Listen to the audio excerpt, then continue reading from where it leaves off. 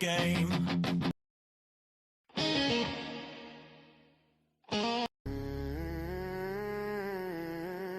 Yeah.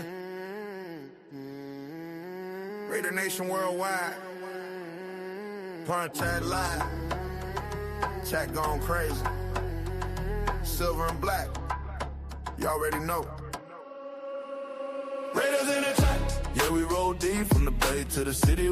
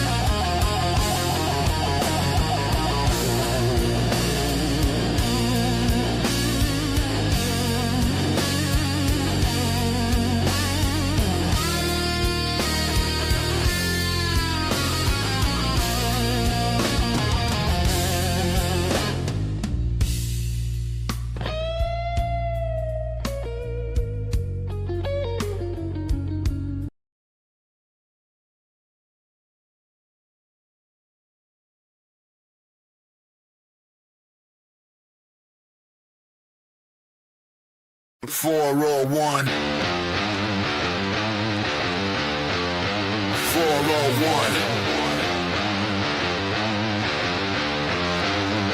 Silver and black, yeah, we never fold. New winning roots with a Raider soul. East Coast grind, West Coast pride. Raider Nation, worldwide. 401, say it loud. 401, feel that sound from the stands to the screen. This is Raider Talk with 401 Raider Jeff. Win or lose, we ride it out. Raider Nation, hear us shout. Hit that bell, show respect. Silver and black.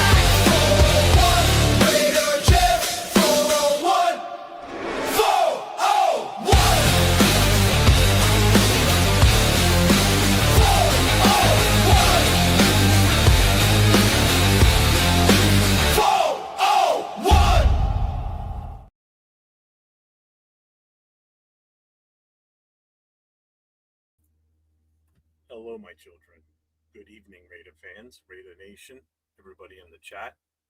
How's everybody doing today? I'm not grumpy. I'm in a good mood. At my granddaughter's birthday party here at the house today, so it was good vibes today. Good vibes. Good vibes. And just I'll hit on this real quick now before I've already put the link out there, so it's an open show. We're gonna go open right from the very beginning on like past Friday nights. I'll pull you up once I do what I need to do at the start of this. But anybody that wants to come in, the link's there. If it doesn't work for you in the vertical, jump over to the full landscape one. The link will work there. In a second, I will pin it to the top of the chat so it's there the whole chat tonight. So I know everybody was excited today. Boy, Hobo, you didn't waste some time. Everybody was excited with the notification that Kubiak is possibly going to be our guy. And I'm saying possibly. I know Tana said, "Oh, no Kubiak talk." I don't have a problem talking about it, but I'm still holding my cheering and yay until he signs the contract.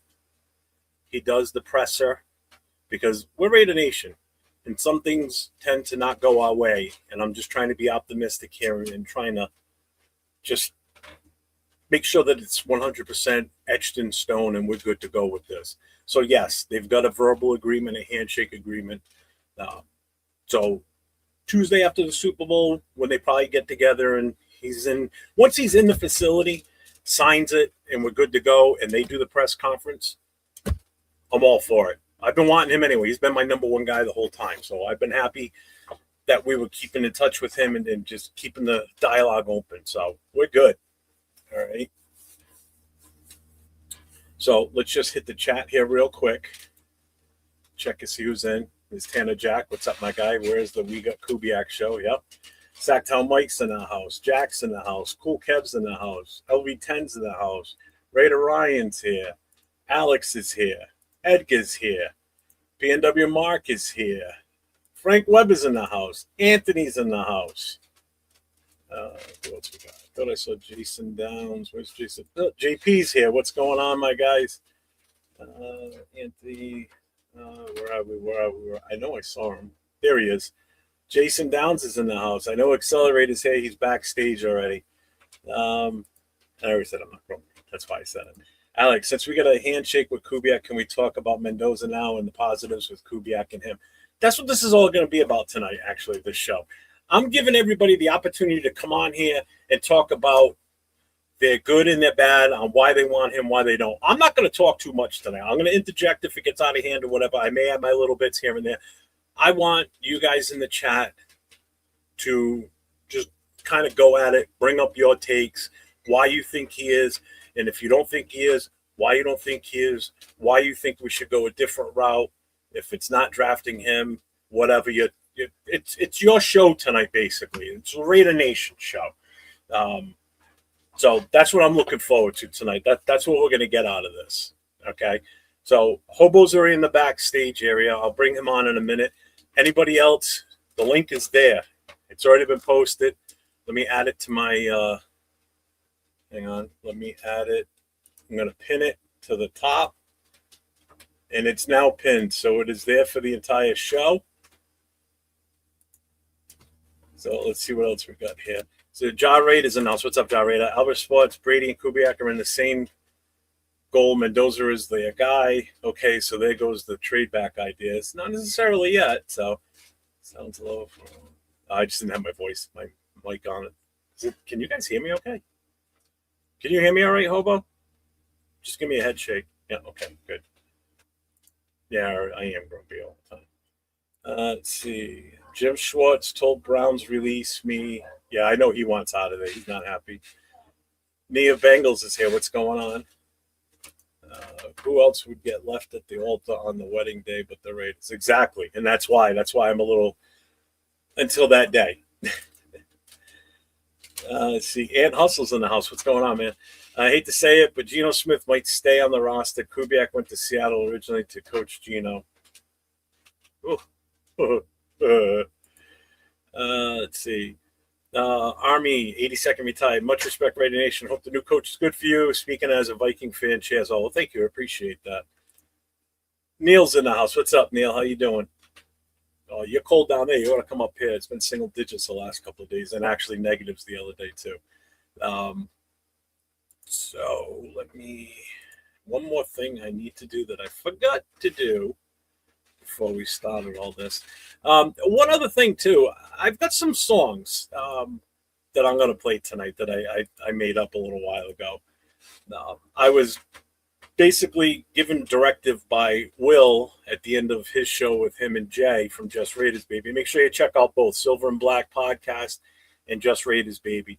So make sure you check those guys out. If you haven't subbed to them, make sure you do. Also, my guy Jason Downs, who's in the chat right now, it's Raiders First Downs. He's got a killer show on Tuesday nights that he does with Donuts Duncan. So make sure you get over to Donuts Duncan's also and give them some love. And same thing with Hobo Raider. Make sure you get over to his channel. It's The Value of Silver is his channel. He does a lot of pre-recorded type videos. He doesn't do a lot of live unless he comes on shows like this. What he does is he talks about his past life with his struggles and everything. So if anybody that has any type of struggles that can relate to him, check his channel out because you'll like it. Trust me, you'll be able to just kind of understand where he's coming from, and maybe you had the same issues, growing up the way that he did too. So make sure you guys check his channel out. Sorry, I'm almost done here. That's done. Okay. So yeah, I made some songs because Will was tired of hearing the Mendoza song, so I came up with a new one for that. So we'll play that a little bit later on. And then I also made some parody ones too for the hell of it, just because I had time and I wanted to have some fun with it. So Neil says, what coach took over the Rails? It's going to be Clint Kubiak, the offensive coordinator from the Seahawks. They've come to a verbal agreement with him yesterday. All the news broke kind of early this afternoon about him and the Raiders coming to an agreement. Now, he still has to coach the Super Bowl. We technically can't sign him until Tuesday after the Super Bowl. So we're going to wait a week from this Tuesday before we can actually put ink to paper and then get him in the facility to do that and to get into the press conference room and actually have the press conference. Let's see. Perry's in the house. Hell no to Gino. We need to draft Mendoza and another QB as backup later in the draft, like that kid Green. Jeff got a song called No Mendoza. You're going to like it. I think it's freaking hilarious. I actually did 2 parody songs, and I did the one true good one. I went Mendoza, but need Kubiak to look really hard on him in combine meetings. How is his mobility, reading defenses? I know in the playbook. Give him hard questions. Got it. All right. So again, anybody that wants to come in, the link is there. I will put it in the chat one more time. I'm going to bring Hobo in here now. Hobo, you ready? Yeah. Whether or not, I'm bringing you in. So what's up, brother? What's up, man? Jeff, that was some kind of introduction to my channel, man. Thank you for that. Oh, you're welcome. I told you I'd take care of you. I told you I'd hype you anytime, any chance I get, man. You've got an interesting story. That's the thing. I mean, you dug yourself up from the hardships that you were going through, and you bettered yourself for it. You're losing weight on top of that, which I know you've talked about in your videos. Yeah. So you've done the things that you needed to do to correct your life and your lifestyle. So I respect that. Similar case on my side too, in a way. So that's, I think, you and I relate so well sometimes, because I didn't go through to the extent that you did, but I've been there. I kind of got an idea,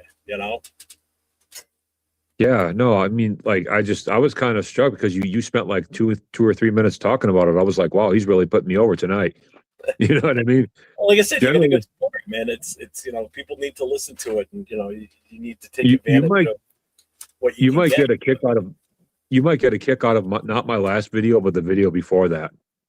Yeah. I talk about a bully who I knew who basically ended up getting his comeuppance, and that's a good one. You've talked to me about that before, I think, because that sounds awfully familiar. Yeah. The bully was actually my friend too. So when When the other kid he was bullying decided to stand up for himself and he whooped my friend, I just let it happen because I was just like, dude, you brought this on yourself, man. Um, you know. Um, but anyway, so you want to talk about Clint Kubiak? Yeah, go So for it. I mean, we're talking about whatever we want tonight. This was kind of going to be more of a, Jay and I had the thought process yesterday when I was on his show to name it like the Raider Rumble, where people can come in and give their takes on Mendoza, good or bad, or indifferent. So well, my take on Clint Kubiak is something that doesn't often happen in Raider Nation, and that's nuance. My take on him is pretty good, but there's like room for caution too. I mean, everybody's treating him like the savior of the world right now, but I guarantee you, as soon as the draft comes, if he doesn't select Mendoza, they're all going to turn on him and they're all going to want to run him out of town before he even has a chance to coach. yeah, So I don't even listen to what half of Raider Nation has to say anymore. But I'm I excited to bring. go I'm ahead. I'm excited sorry. to bring him here. Oh, I'm sorry. Are you saying something? No, go ahead. I'm excited to bring him here. I think he's got a lot of potential, but I use caution with it because the fact is he's only got 2 real years of OC experience. And out of that, he's only got one successful year. So I'm being I'm excited because he has a lot of potential, but I'm using a lot of caution because there's a lot of reason to have caution, I think. I mean, in New Orleans, for example, he had a very talented running back room and he really didn't do anything with it. And it's not like the Saints didn't have weapons on offense. They had Shaheed and Chris Olave and stuff. So, there's reason to be like just kind of roll back the just don't crown him right away is what I'm saying is you know what I'm saying. I just feel like I'm excited, but I'm not as excited as the rest of Raider Nation. I'll leave it at that. I mean, I get where you're coming from on that, but you got to remember too. I mean, somebody needs to start somewhere when it Yeah, comes to coaching. They need that opportunity, yeah, and he definitely was the hot ticket this year. It's just that, yeah, the teams had other thoughts and didn't want to go that route with him. yeah, yeah, Look at it from our standpoint, you know, with us having so many needs as a team overall, having a brand new head coach for the first time coming in here with everything that we're going to be trying to accomplish, that was definitely the way to go, in my opinion. Um, I mean, he's been his entire career on the obviously offensive side of the ball. He's been at it for a while. He's been on numerous different teams too. But when you look at his past history, it's all been like promotional like type stuff. Like they've all been move ups. They haven't been like staying the same multiple times and then dropping back down. I mean, he's been going up and up and up, across the board. So I mean, he started in 2010. He was with Texas A&M. So he played himself too. He played in Colorado. He's a safety. So I mean, he's got that knowledge as a player too. I didn't even But know that. I didn't even know where he played in college. yeah, it was '05. What was it? '05. Yeah, '05 to 2009. And he basically got into coaching like a year or so after he got out of college. So again, he's been in the college ranks since, coaching ranks since like 2010, 2011. Well, the one thing's for sure is he does have amazing potential. I'm just being, a little bit careful with it. Um, I would not be surprised if he doesn't select Mendoza. You know what I'm saying? I would not be Yeah. surprised if he selects an O lineman or something, which I would not be mad at. You know what I'm saying? Because that's basically our deepest need is the O line.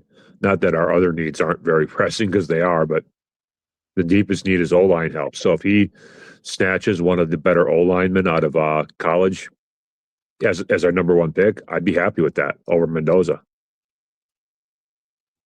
So John Brady says after Kubiak wants to coach the Raiders, I've never heard a coach say that. I want to coach the Raiders. I bet he will say, "Where's Bowers?" once he steps inside the Raiders. Yeah, because there's rumors that when he was still down in New Orleans, that he wanted them to get Bowers. He really wanted Brock Bowers, and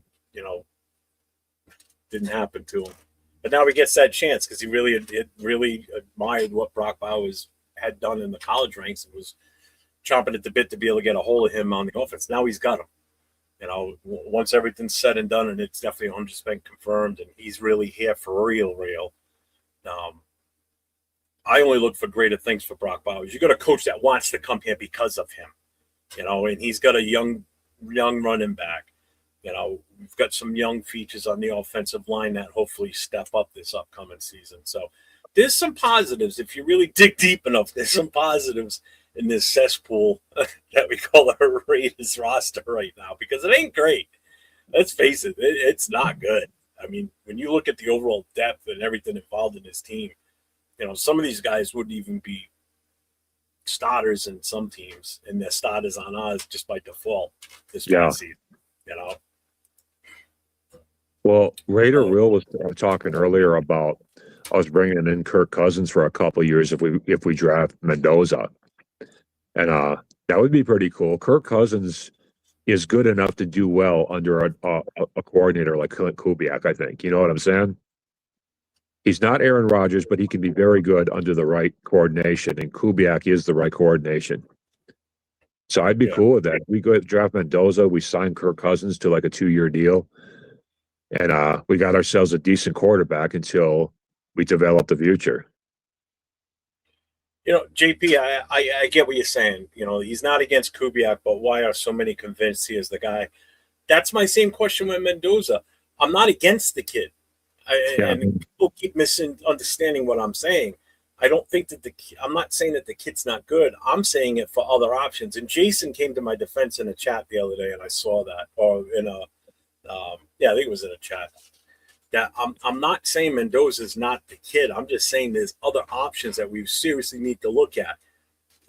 Like, why is everybody so convinced that he's the guy? Is it because we're picking number one and we need a quarterback so bad that he just falls to us at number one? When if we weren't drafting number one, would he truly be the number one pick? Probably not, unless it was the Jets. So he's not that number one overall, in my opinion. He's not that number one overall best player available at that spot. He's only the number one overall for us because that's what we need as a quarterback. And I'm not denying that we don't need a quarterback. We definitely do. But is he the answer to do that when we could do so many other things? So it's the same thing with the coach. Some people weren't probably in favor of Kubiak, and then some were so convinced that he was the guy.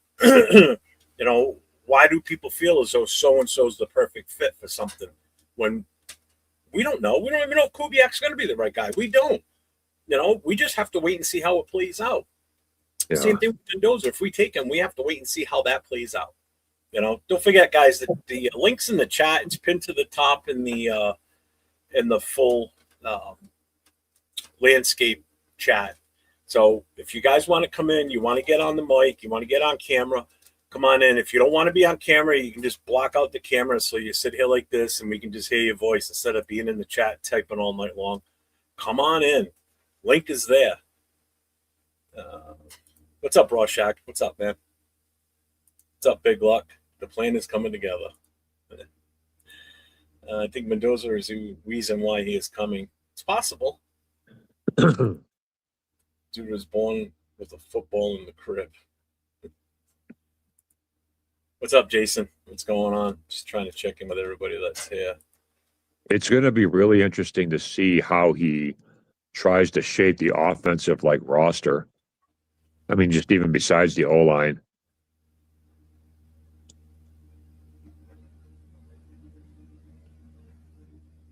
Yeah, I get it, Perry. What's up, Chewy? Saints offense was completely injured. It wasn't fully Kubiak's fault. Yeah, that was a disaster that year. Let's see. Alex, Kubiak has stats close to Ben Johnson. Look how they did. I'm excited. I'm neutral. I'll be excited once it's exactly, and that's how I feel right now. I'm because Jason Downs texted me earlier today, and I wasn't feeling great this morning, so I ended up going back to sleep. And I woke up and I had a text from him saying, "What? No going on live for Kubiak or whatever." I told him, I said, first of all, I got too much going on today for me to go on live during the day with my granddaughter's birthday party. But it's like I didn't. It like when we signed Pete Carroll last year, yeah, I jumped on right away because that was a definite. There was no, we had to wait till the Super Bowl was over to thing. He still could back out of this. Pete was the day of him signing it, and that was different. This here, not until ink is to paper, am I going to feel 100% confident that he's here with us. Because, like I said, if someone gets screwed over, or has a history of getting screwed, it's the Raiders, and that's why I can't. I'm not popping fireworks and cheering and screaming. Also, one thing that's O-line coach to develop our O-line properly last year. Exactly, because we didn't even really technically have an offensive line coach, and that was part of the disaster. What's up, 805? What's going on? And make sure you guys get over at 805 when they go live and do their show, The War Room. Actually, 805, you going on tonight? Aren't you guys usually already on, unless I missed it? But yeah, they do a lot of film breakdown during the season, and he'll be doing a lot of the coverage for potential draft picks coming up. So make sure you get over to his channel. one thing Chris, for sure, Jeff. Hold on, you got him from Chris from Protect the Shield, and then you got T Severe is the other one. Is the three of them on there on the War Room. So make sure you guys check those guys out. Go ahead. Well, one thing's for sure about Clint Kubiak, they're going to give him at least 3 years to get things going right. And I wouldn't be surprised if they give him 4 or 5. They're looking at him as their long termer. Yeah, I'm sure.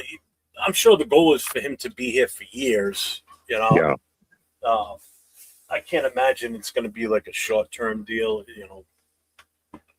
But we'll see. I mean, we don't even know the parameters of what the contract is. There'll be leaks out there saying that, oh, this is what they're probably going to do. Again, until it's signed, I'm not going to say too much about it because we don't know. And it's too much speculation as it is with everything else going on in the world of Raider Nation, Yeah. What's up, Travis? What's going on, my guy? I wonder who he'd select as his DC. That's what I'm curious of. I wonder if when they had their meetings, I'm sure that probably came up, saying, hey, listen, if we're agreeing to this, what are your thoughts for OC and DC? Because at that point, if they're available, then SpyTech can start talking to these guys. If that's who he wants to get here, they can start planning this out prior to him even walking in the door. Because regardless, we're going to need one. We need one of each. We need an OC and a DC because we don't have either one right now.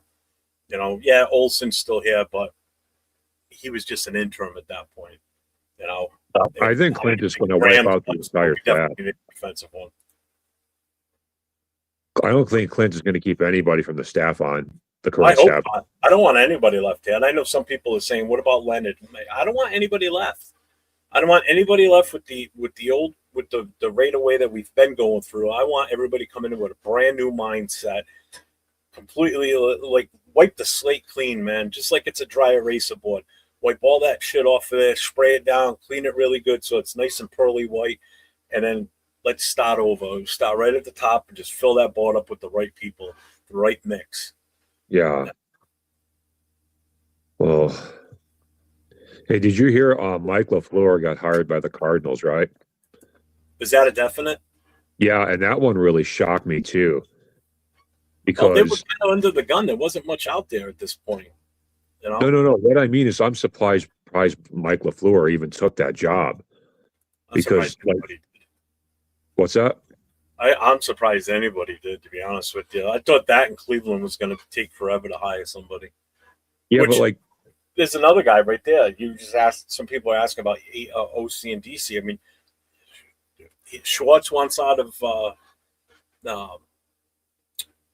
Cleveland. I mean, he's an option. Yeah. Well, because they passed him over. They didn't even consider him for the head coaching position. Second time actually, because Stefanski got hired ahead of him too. So he's like, is this actually news, or is this something you're just maybe thinking? What about him wanting out of Cleveland? Yeah.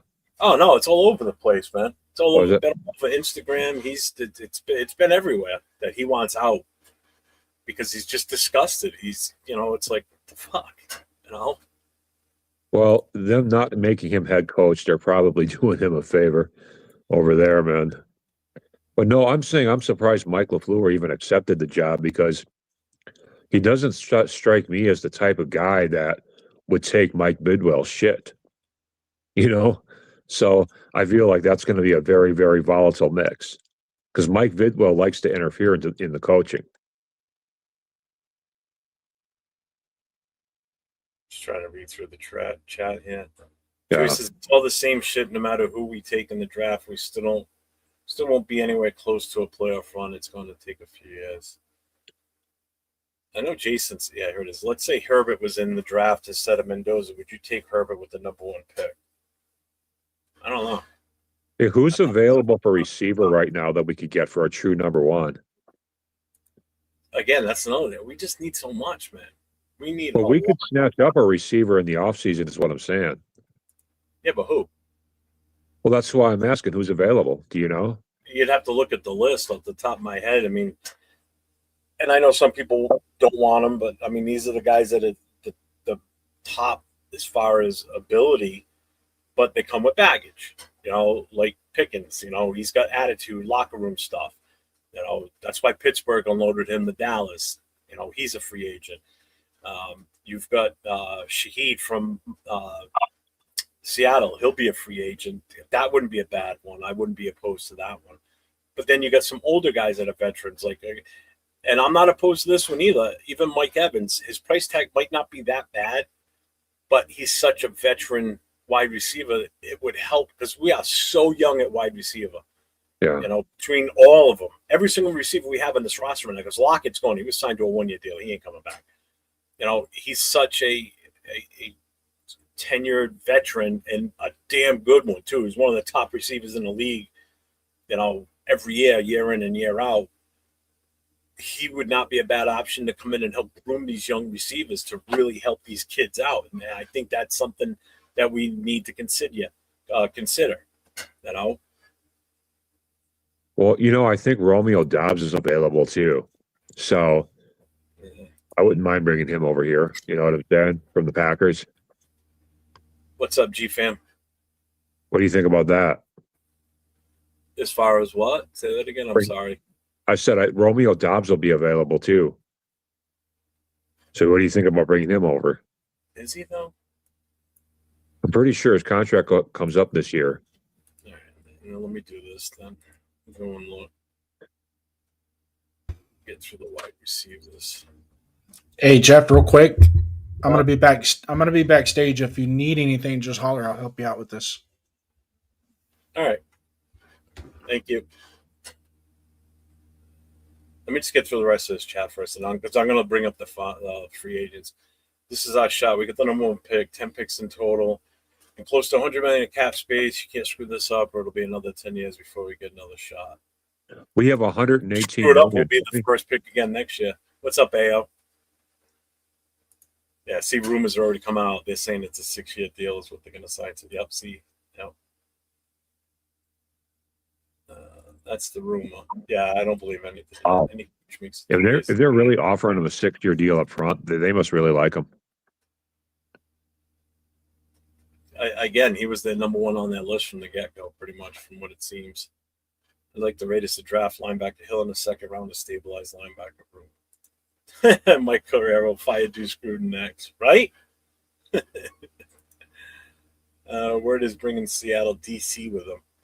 I wouldn't mind that other kid, Ja Rader, and he brought it up to my attention about a week or so ago. The kid Bennett, the offensive line coach. If we could get him, would be nice.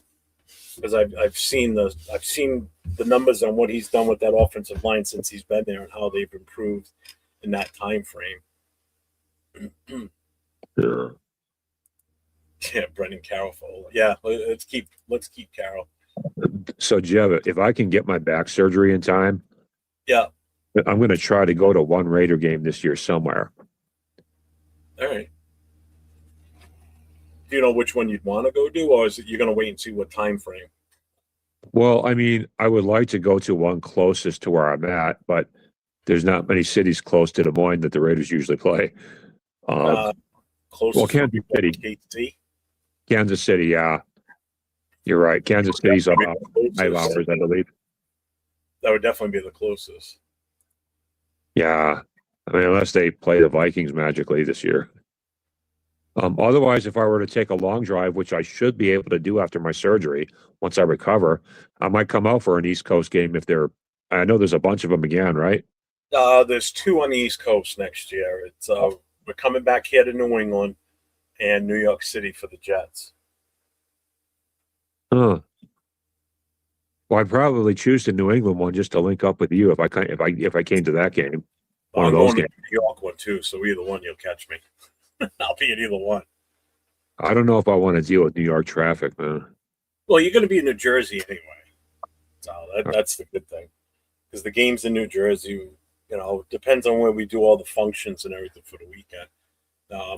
The New England one, I'm seriously shooting for this season, for this game. Pretty much going to do everything up in the Boston area. I'm not going to do anything in Rhode Island this time. Because most of the people that came here stayed in Boston anyway. So it was a lot of traveling back and forth for a lot of these, a lot of these fans. A good chunk still stayed in Rhode Island, but I'd rather do it in Boston. There's more options to do stuff in Boston. Plus, when we were up there, I was able to partake in some other locations that we never heard of before that just would work out perfect if people come out in mass this year. If a lot of people come out, then these are places that we're going to want to definitely, use as an option, depending on the weather. That's the problem. Yeah, he wants to get out of it, G-Fam. Whether they fire him or release him or whatever they do. All I know is I don't want to do a trade for him. Hell no. I don't want to trade for a head coach, let alone a coordinator's job. Who do we all play this year, Jeff? What, the actual schedule? Yeah. I'd have to look it up off the top of my head. You're going to have to give me a few minutes here. Alex Pierce, that's the other wide receiver. There it is. Rader just said it. Yeah.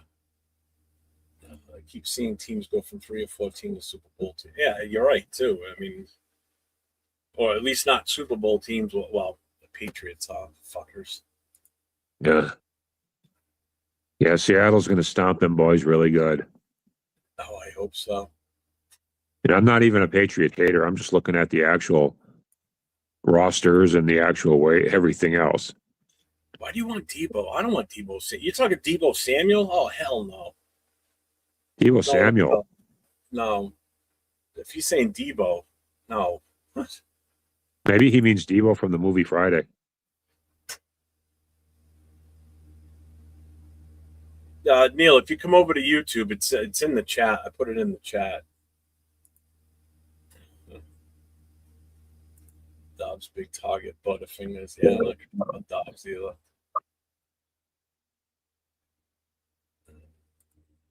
I would definitely be all right with Shaheed. What's up, Rick? How we doing? I'm in Jersey. Handicap card for your car. The Meadowlands Pocket staff will put you at the front door for the Jets game. Well, that'll be good for me because I got one. Thank God Patrick Graham is gone. Yeah, I'm so glad he's gone. I mean, how many regimes is this guy going to make it through before they finally say, hey, you know what? Bye. So he's out. Again, everybody, the link is in the chat. Come on in, man. It's open mic. Anybody can get in here. Let's have some fun tonight. I did this for you guys. I did this for the fans tonight to come in and talk it up and let's get some shit going. I didn't realize Severe and them were going on tonight too. Shit, I thought they were already going to be on. I would have started earlier.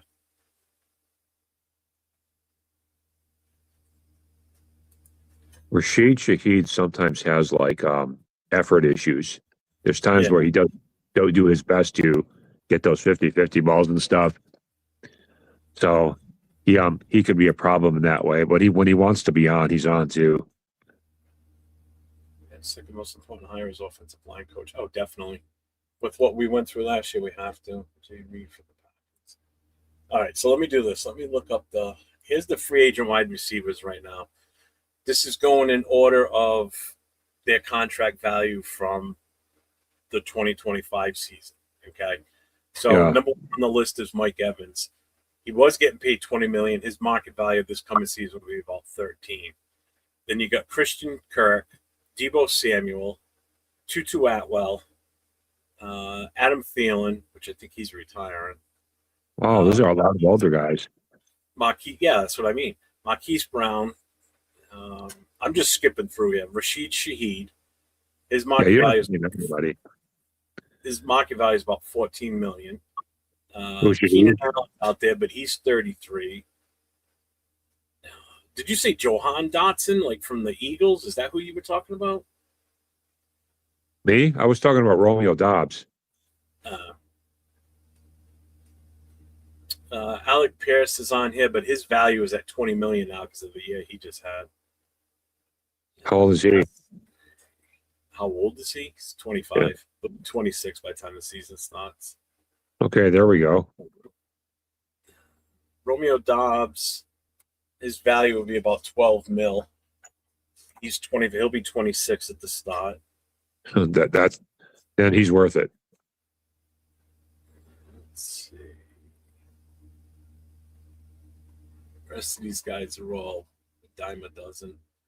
Pickens' value is going to be high. That's the problem. He's 24. He'll be 25 at the start.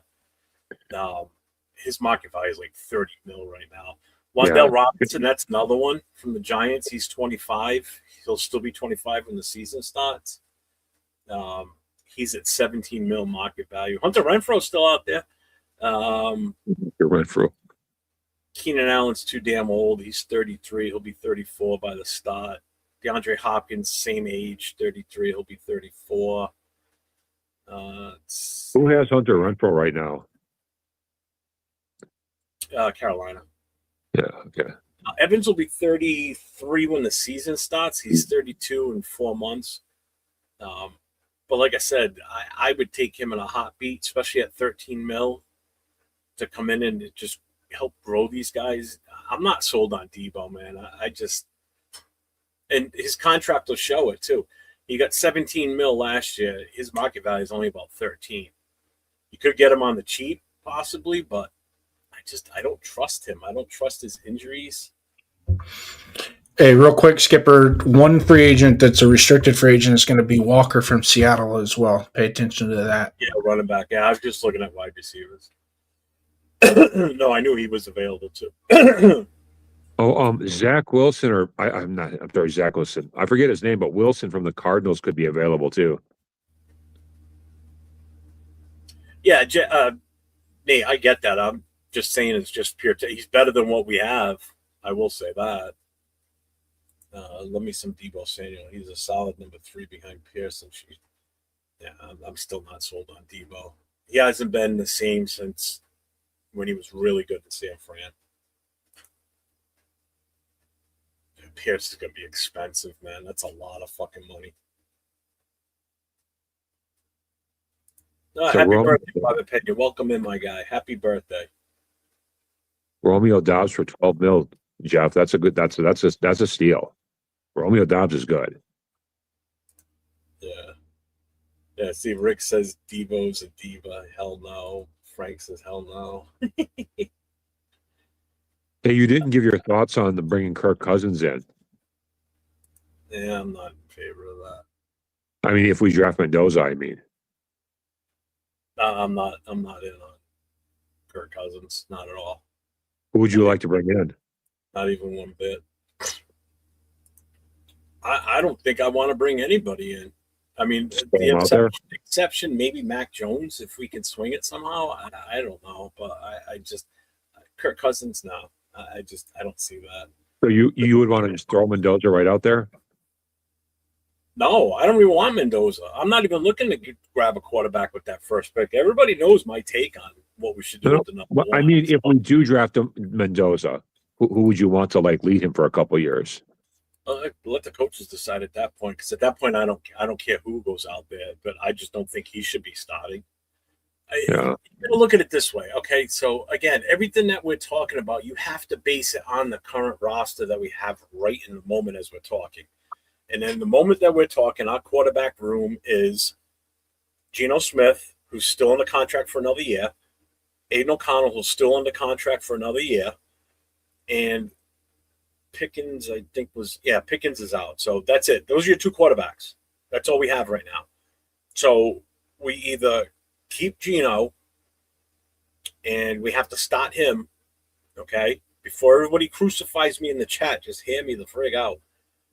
We would have to start him, or if we don't want him, we either trade him away, not sure what the hell we'd even get for him. Keep in mind, we gave up a third round for him in the first place, okay? So you're not going to get that same value back. You're going to lose in this case, okay? But if you don't keep Geno and you don't trade him and you cut him, we have dead cap space now because of that. And we don't have that extra ability to put another quarterback out there or an option for another quarterback, okay? So, yeah, and that's the other thing too, Frank. Cousins would be an expensive mentor. When you're already paying Geno, might as well just keep him and let him. As much as people don't want to hear it, with a different offense, different OC, different head coach, things could be different. With a better offensive line, things could be different. I'm not saying that Geno's the savior. I'm just saying let him play out the contract for 1 year. If it's Mendoza that we draft, let him sit behind. Let him be number 3 on the roster, basically. So we don't put him out there when he's not fully ready and take a chance of hurting this kid before it's time to really let him go out there and shine. Fans have to realize that there's a chance we don't win many games again this coming season, okay? But everything's good. We got a tough schedule. Our schedule is not easy with the teams we have to play next year, okay? So that's number one. We got some tough teams to play. So we're probably going to be in the same win category that we were last year. And I'm okay with that. I'm fine with taking another hit for another year until we get things in place. Yeah. Okay. Absolutely. Yeah. So if anybody's thinking that Mendoza's going to come in and be this savior and going to just light it up, then it's just not going to happen. If it does, it's a miracle. Okay. It would be a goddamn miracle because there's other things that we need on this team that we're not going to be able to fulfill this year because we're just not going to have the money to do it or the players that want to come over. If we start showing some promise that the team's going in the right direction, it might be easier to get some of these higher profile players that would be a blessing for this roster that would really help propel us to the next level. So this is going to take baby steps, and Raider fans are not patient. You've seen that. You've seen it in the last couple of years with head coaches and certain players. Raider fans are not patient. By far, they are not patient. And I know we've been waiting a long time, but you got to give time for this to work. Yeah. Yeah, and I mean, I understand some people are mad that we fired Pete just because we're fired another coach, but that was a situation that had to happen. Like there's no getting around that. There's no way you could run it back with Pete. Afakasi, it's Hobo Raider. Huh?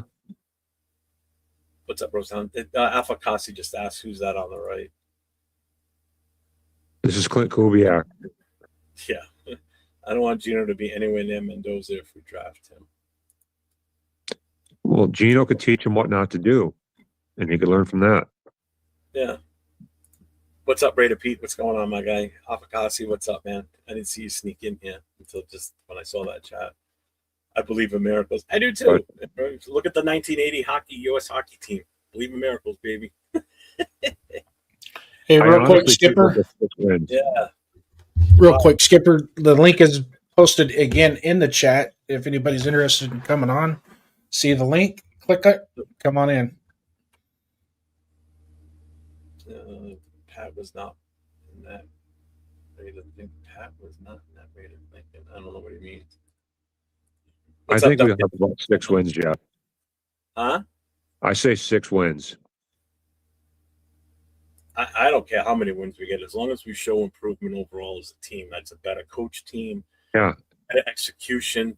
And if we lose games because the other teams are that much better, then so be it. It's what it is. What are you going to do? We have to deal with it, unfortunately. Just make it fun. Just make it fun for us to watch. Yeah. I would have rather watched grass grow than most of those games last year. Let's put it this way, Neil. If you come over to YouTube, it's in the chat. Let's put it this way: I don't want to go to a game and see what I saw when I went to the Philly game. I don't want to see. I don't want to see our team come out of tunnel flat, like they don't even want to be there. You know, they're just there to just collect the paycheck, finish off the day, and let's just get out of here and out of the cold and get back to Vegas. You know, I don't want to see that again this year. That's where I'm going to look for improvements. Is the overall mentality of the players. Yep. You know, morale better? Are they getting along? Are they showing growth on the sidelines? Is Max Crosby, if he's still here, still sitting at the end of the bench by himself away from everybody because he doesn't want to be bothered with anybody because he's so miserable? You know, I want to see him sitting with the rest of the defense, which I didn't see in Philly. He sat by himself the entire game every time he came off the damn field. Never sat and talked with anybody because he just did not want to deal with anybody. And nobody even went near him. Nobody even approached him to go and sit next to him, to even strike up conversation. He sat there by himself at the furthest end from the bench away from everybody the entire game. You know, granted, yeah, I'm sure he was exhausted because the defense was out there the entire game nonstop, you know. So, I mean, I that's what I don't want to see this coming season. I want to see improvement there. I want to see improvement to the point where the team is maturing together, where everybody's getting along for the most part. You know, there's a feeling of, hey, we're making the right decisions now. Again, we're not going to be perfect. We're not going to come out and we're not going to go 17-0. You know, it's just not going to happen. If it does, again, it's a goddamn miracle. But it's like you gotta take the good with the bad. You know, so if it takes us a while, you know, then we got to deal with it. Shout out to my guy, Neil. That's Neil. That was on YouTube. He just jumped over here to, he was on Facebook. He just jumped over from YouTube. I appreciate you, brother, for signing up as a member. You're my guy. I've known him for a long time. He used to be in the Booster Club with me up here. Oh, yeah. But now he's down in Florida, and he's actually joined the Black Hole. He's part of my chapter. Very cool. Long distance chapter member. Where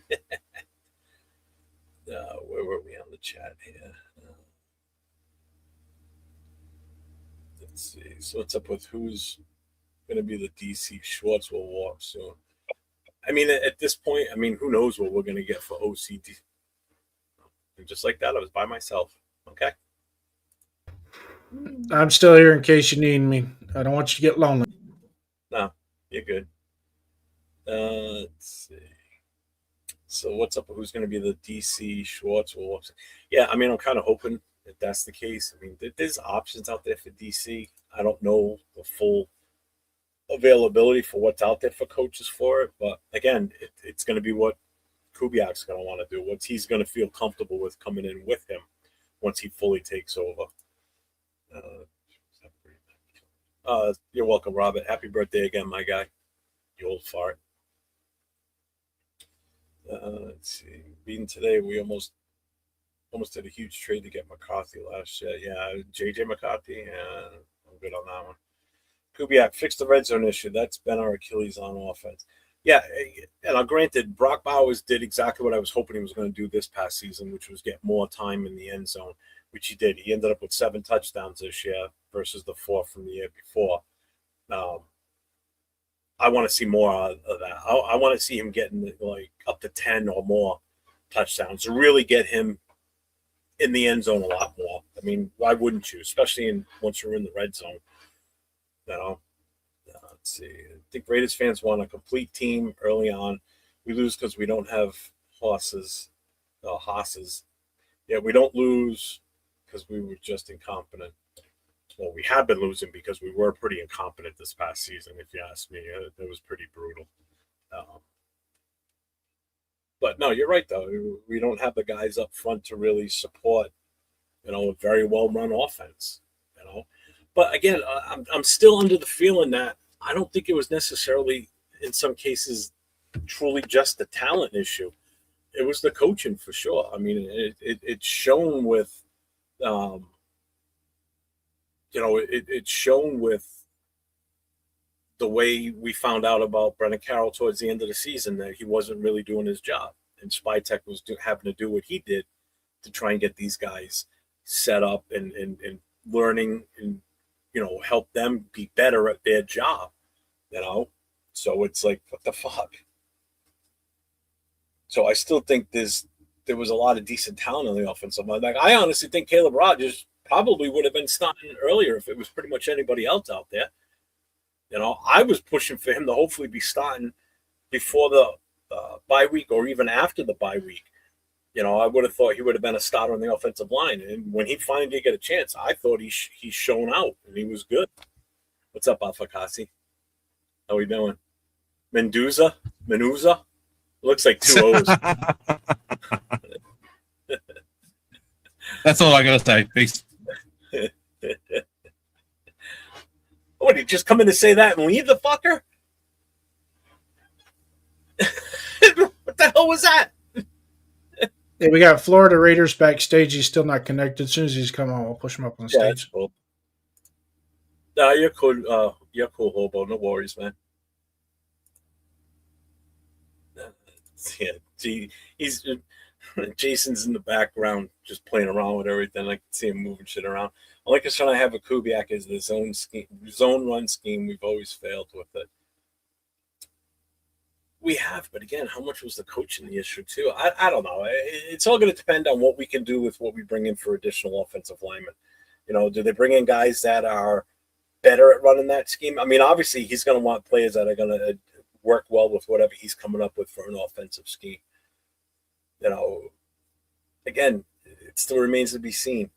Until we get all the other pieces in on this coaching staff, it's going to be tough to see the full direction where we're going with this. I've got patience with this, and usually I'm not a very patient guy, but I know that it's going to take some time.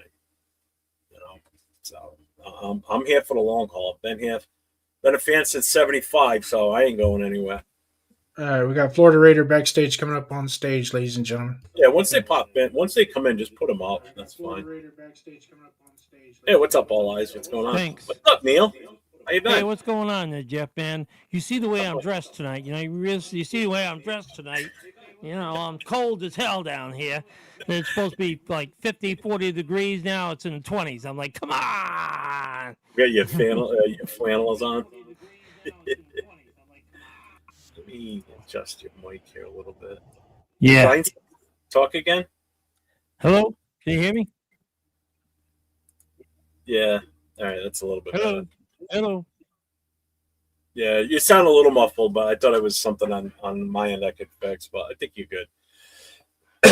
But what's up, man? It's been a while since I've had you on. So anyways, you know, I'm seeing about this new coaching. Why are we taking another Seattle guy?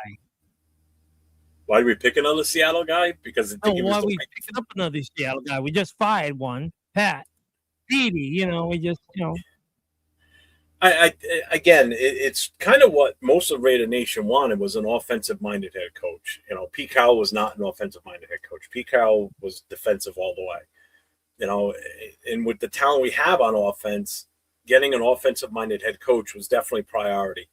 And obviously, the team saw that need, that's what they needed to do. You know.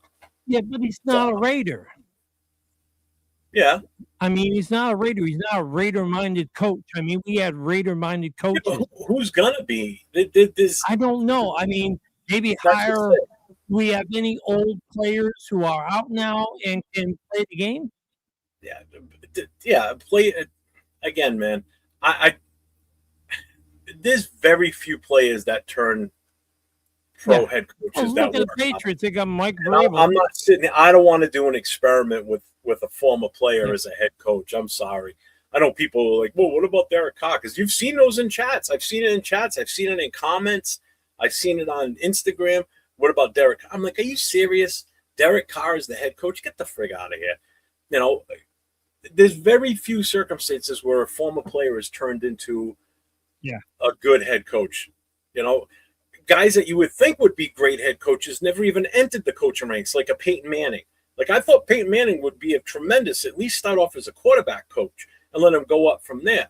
You know, Brady, same thing with him. He could have started off as a QB coach and then be groomed into that position to eventually be an OC and then possibly take over as a head coach. Mike Vrabel, it's worked very well for him, but he had that mindset. He's a tough son of a bitch, you know, which is why so many people really wanted him as a head coach, because he's got that mentality. You see it when he comes off the field with the team, the way that the team just reacts to him. They love him there. And I hate every minute of it living here in New England. And you know that, Neil. You lived up here long enough how much the disgust for the Patriots is for us. We hate it. I hate the fact that they're playing in that game next Sunday.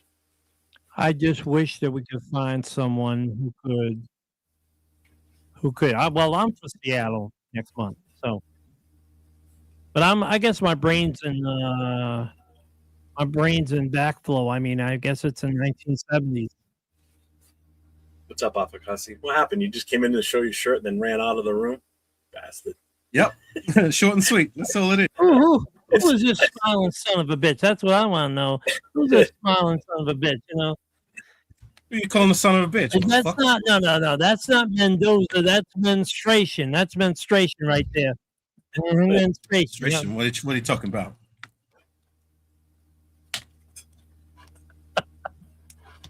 Anyway, so what's going on? Not much. Just sitting here chilling. Figured I'd do an open mic night tonight for the hell of it. Seeing as though, Yeah, I see it.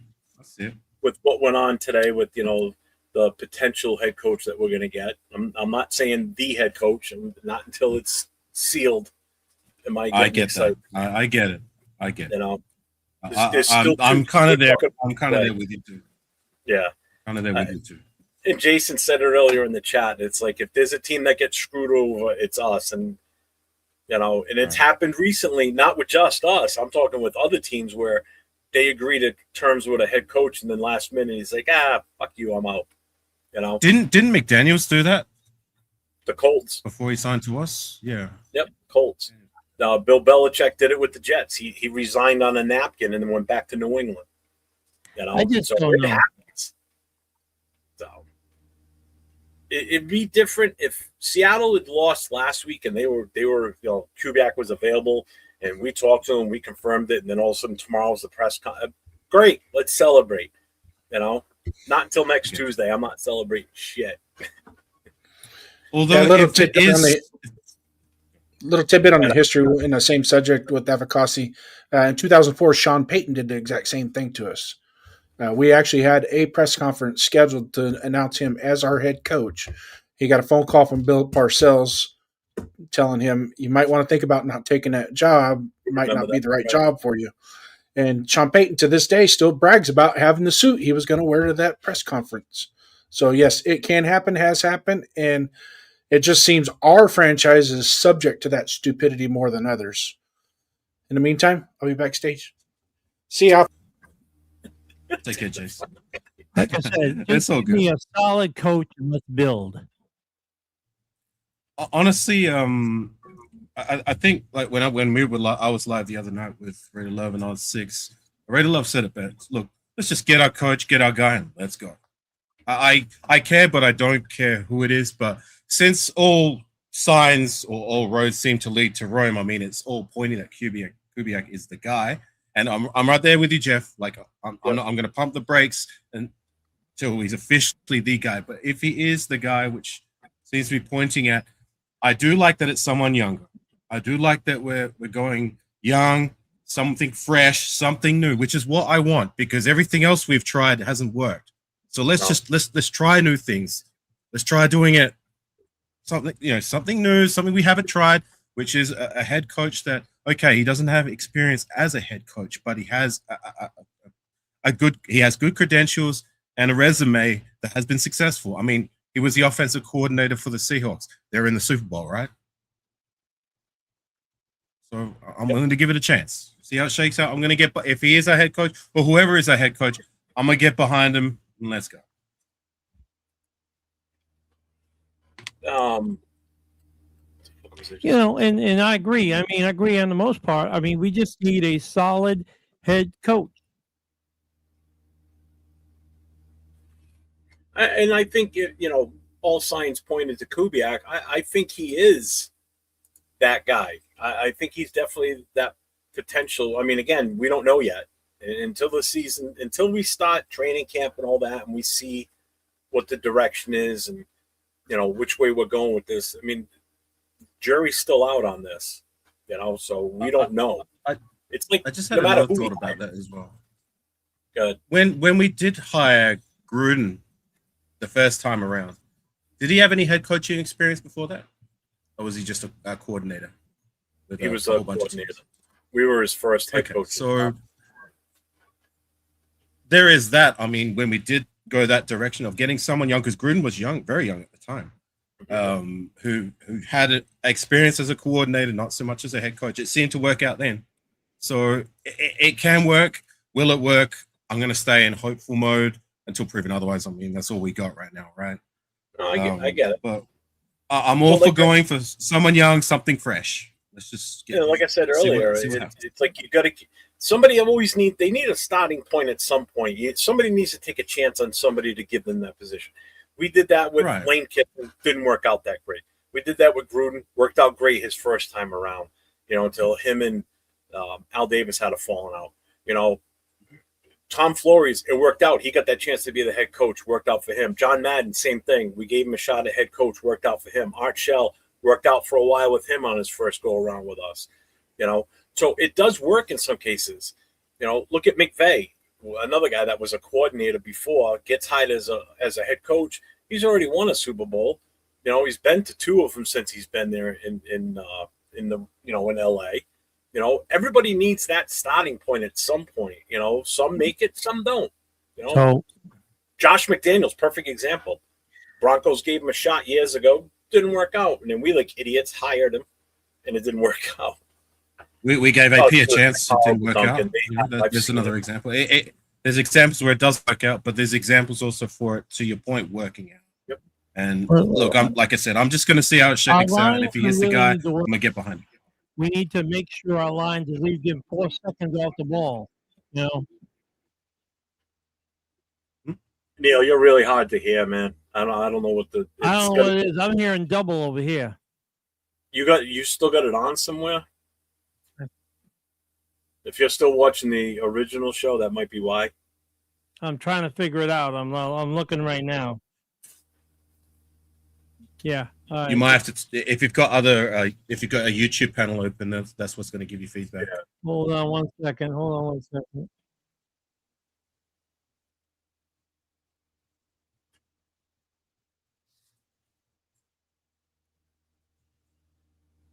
What about my YouTube feed? Is it coming through okay? Because I've been having a lot of problems with my internet lately. Your voice is perfect.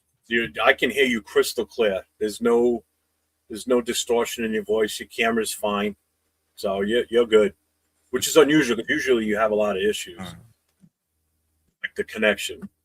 Yeah, well, of late, I've been having a few issues with my connection. My internet, I'm gonna have to situate that sometime soon. So, yeah, just haven't had a chance. Figure it out, Neil. How are you hearing me now? A little bit better, I think. Sounds good to me. Yeah. What's up, John Parker? What's going on, man? So, you know what? I think this is a perfect time to try this now. So we've got 42 people in the channel right now. So I made, at the request of Raider Will on Jay's show, he said, Jeff, get on it, make a song for Mendoza, because he's tired of hearing the Fernando Mendoza song from ABBA. So I said, okay. So before the show was even done, while he was still on with Jay, I said, song's done. I already had it done. So I'm going to play it for everybody now. You're using pseudo, aren't you? You're using pseudo, aren't you, Jeff? Oh, yeah. I love it. Yeah. So we're going to have some fun with this, okay? So I'm going to play this one first. So this is a legit song that I've made, right? And then I made some spoofs, which I think are absolutely hilarious. So we're going to play those too, but I'm going to play this one first. You ready? Here we go. They said the Raiders were finished. They said the future was lost. But every era gets a moment. Every franchise gets a name. Silver and black, been bleeding for years. Draft nights heavy, full of doubts and fears. New regime, new vision, time to ascend. Need a leader, not just another trend. Pressure on the shoulders, lights on bright. Whole damn league, watching draft night. Not a promise, not a wish, not a lie. This is where legends rise. When the pocket's collapsing, when the noise gets loud, that's when leaders separate from the crowd. Fernando Mendoza, savior of the game. Silver and black destiny, remember the name. From the ashes,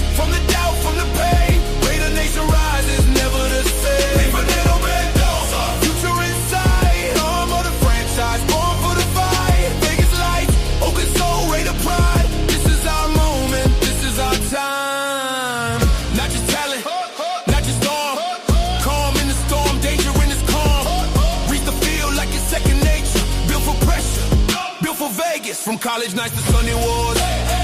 Every snap screaming, give me more. No shortcuts, no running away. He wants to smoke, let him play. When the pocket breaks, when the game's on the line, that's when saviors are defined.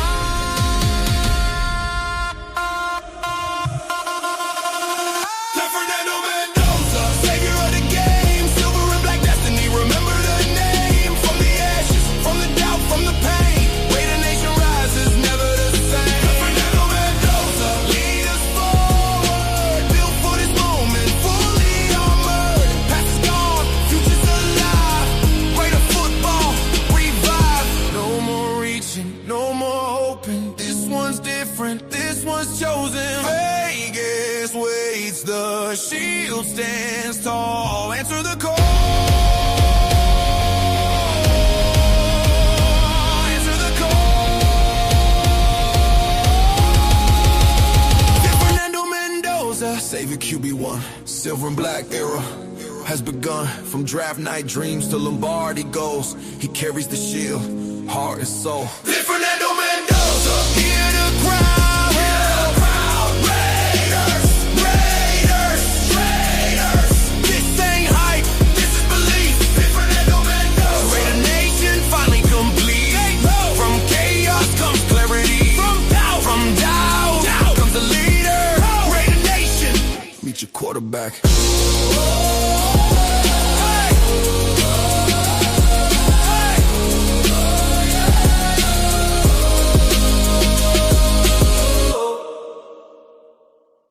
They said the Raiders. Okay, that was it.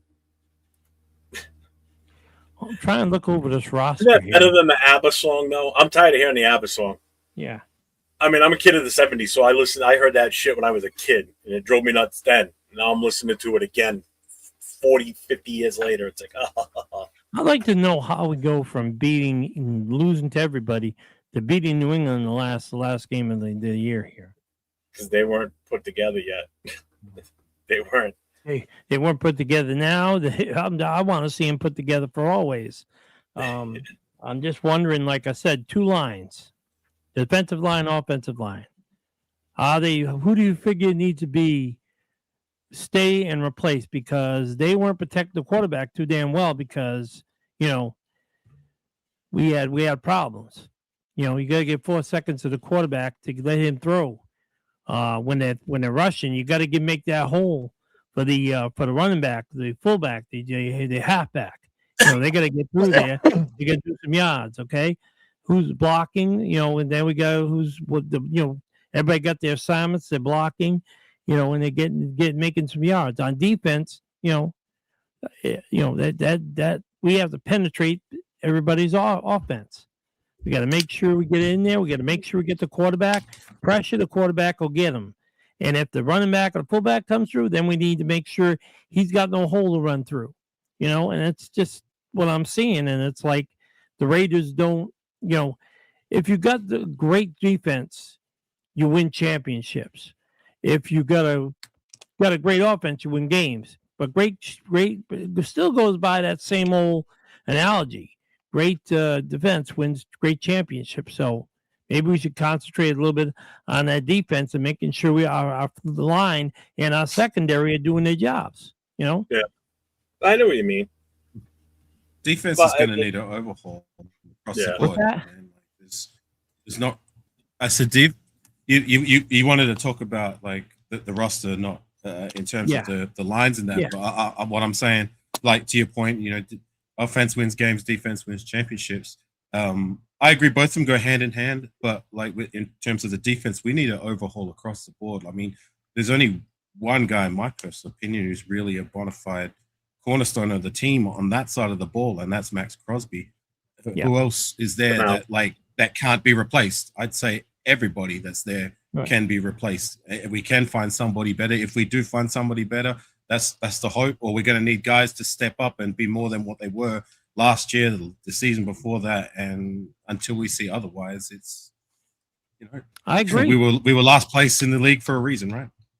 I agree, and it's like I said, you gotta, like I said, Max Crosby is definitely a defining moment. I wish we'd have kept the guy we traded off to Chicago and then he went to San Diego. I mean, I wish we could have kept that guy because him and Crosby Who are you talking could have about? with a supporting cast there could have really Talking about Khalil Mack. made hell, you know. Who What are you talking about? Neil, Khalil you Mack. talking about Khalil Mack? Yeah, Mac. Yeah, if they Mac and Crosby were together, imagine how devastating They they would were, be. yeah, they were never on Oh the same. yeah. They were on the team Right. together, but yeah. Oh yeah, absolutely. That was That that was 7 years ago, man. I know, Almost 7 but years still, I look at the past and I see the mistakes they made because of money issues, and my problem is you have two greats that you could have been on the same team if you would have planned it right, and it would have turned out great for them. I mean, you still got some solid guys out there, but I see a problem with the secondary as well, and I agree with you. You gotta overhaul the whole damn thing around Crosby. Maybe we should just make it around Crosby, have everybody support Crosby, and have us get some penetration in there where we're hitting quarterbacks, hitting running backs, hitting fullbacks. They're not making new yardage. Well, more recent, like I agree. I mean, coulda, woulda, shoulda. I've said it many times in previous lives. If we're looking at that specifically about what you said about Khalil Mack, I'm right there with you. Like, you do not trade away generational talents, and I do not throw that word out lightly, in the prime of their career. You keep them in the door by whatever means necessary. I don't care how much money you have to throw at them. You know what I'm saying? But anyways, that's history. That's 7 years ago. But if we're going to talk more recent history, I agree with Jason. I mean, we rolled the dice with Kuntz coming back healthy and coming back to form. He just wasn't the guy we were hoping. He showed flashes of back in 2023. Whereas Chason went on to we let him walk. He signed on to the Patriots on a very cheap deal, a deal I thought we could have matched. And now he's bought. He's having himself a season, and he's going to get himself the bag next year. So, another blunder from our last regime's decision making. But here we are now. We're just going to have to make up with it. Yeah, I just remember how many times at the bar, me and Jeff was sitting there watching a game, and we look at what happened, and we're like, all of a sudden bad happened. We're shaking our heads. We're being like, come on, you guys can do better. For the last 20 plus years, yeah. Yeah. I mean, it's like I said, people question me, well, why are you a Raider? Why are you with the Raiders for so long? It's because I love the team. I mean, I was out in California when they played down in LA. I went and see them when they played in Oakland. I mean, I've stuck with the team for years because, you have those tiny glimpses like 96. You've had those 3 championships, which we had in the 80s and close to the 90s. And it's so sad that we have all that talent and we're not doing so well. And right now, we're not doing so well, and we don't have a lot of talent. Yeah. So it's the needle's way over here to the red. Yeah. We need to get it back more towards the mid area, so Yeah. we're like in the middle of the pack to start. I mean, we're nowhere near ready for that right now. Not with what we got on this team. I wish we were. Well, on the flip side to that, I mean, look, like, it sucks to have gone through what we went through, but now that we're here, I'm glad that we're here, that we have the number 1 pick. We're going to be picking early every round of the draft. We have a lot of room to move with the salary cap situation. So we have the ammunition to turn it around. It looks like we're going to hire a head coach that's going to be young, that hopefully brings something new and maybe revolutionary to the table. You know what I'm saying? And can lead us. No quarterbacks from LSU. Signs. No quarterbacks from LSU. Right. There's probably not anyone worth a damn anyway. You feel what I'm saying? Like, yes, we're here, and that's the floor. But you cannot get any worse. We were literally the worst team in the league. So the only thing we can do is go up. And I'm willing to give it time to go up. It doesn't have to skyrocket if we can get there. I mean, hey, we're all going to be happy, right? But if we hit the jackpot, automatically. If we hit the jetpot, absolutely. Right. But I agree with you. We're now, where we're at, we're right here. Right. We're right here at the very bottom. There's the only way is up, and like it's different in years past, recent times, because we've expected a little bit better each year. than we did previously. Like, say, even when we hired AP, when we hired Pete Carroll, we expected to be better than the season before. We didn't expect to be so damn low. But now that we're here, all we can do is trend upwards. If we don't, the wins and losses next season for me isn't going to tell the full story.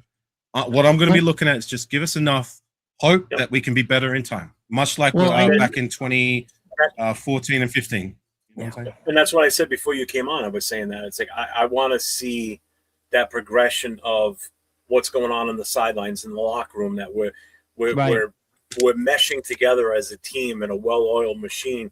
We may not have the right product on the field that's getting us the wins and the high points and everything that everybody wants. Everybody wants us to win 52-0 every single game. Not going to happen. You know, I want to see the productivity of how the team is being put together, how they're gelling, and I don't want to see what I saw in Philly again. I can't go through that again because that was just brutal. Watching that team just sit there flat from the moment they walked out of the tunnel till the time they went back in at the end of the game. It was disgusting. Do you think that was them expecting to lose or something like that? Do you think they're already forecasting, Jeff, that they were going to lose that game? Oh, I'm sure they did. I mean, first of all, Kenny Pickett was starting. It was freezing cold. We had basically a blizzard to start that morning off. I mean, we started the tailgate with like whiteout conditions where I was in the parking lot, I could barely even see Lincoln Financial Field from where we were. We were the closest lot to the stadium. Yeah. Couldn't even see it. It was snowing so hard. Freezing cold. It was miserable. Raider fans showed up in ridiculous numbers. We still had a great time in the tailgate, you know, and it just, you knew they weren't going to win that game. Me as a fan, I knew we really didn't have a legit shot to win that game, especially with Pickett starting it. We were just going to be outmatched, and it ended up being worse than I thought it was going to be. You know, everybody thought that KC game was bad and how Andy Reid was just toying with us. Yeah. This felt even worse. I mean, the second fastest game in NFL history. We had the ball for 17 minutes and 52 seconds. That game was a month and a half ago, and I still remember how much time we held the ball for. It was a 2-hour and 35-minute game. Sitting in the stand in the cold, it felt like it was 5 hours sitting inside that stadium, but we were only inside for about 3 hours. So it was cold. I can imagine. I can imagine how cold it was over there. And then, like I said, when you have a team that doesn't even come out and play, it's like you're watching that and you're sitting miserable, and you're like, I'm cold, I'm miserable, and now I got to watch a team that's not even playing today. And it's just like, why did I come down? Made us all his way from Providence to all the way down to Philly, and then there's a no-show, you know. Yep. Hey, Skipper. I hope the tailgate experience is going to make it worth, or at least. Well, that's just it, and that's what I said the whole weekend. The being around the Raider fans and enjoying that weekend, that's what did it for me. The game was just like an added bonus. Taking my wife to her first NFL and first Raiders game, she had a blast. You know, what's up? Hey, Skipper. Tonight is Robert Pena's birthday. He gives us a little Raiders. So we do a little happy birthday for little happy birthday something for Robert Pena. This is for you, brother. Yes, sir. Yes, sir. Robert, that's my guy. Happy birthday, Robert. He's been a day one of mine since I started making this semi-regular back in 2021. He's been rocking with me since day dot when a lot of other people weren't. Robert was one of the first to give me a chance. And you should see the new car he just bought. Oh, yeah. He just got a 1967 Chevelle. Super beautiful car. Yeah. He deserves all the nice things and then some. I believe it's the butternut color if it's original.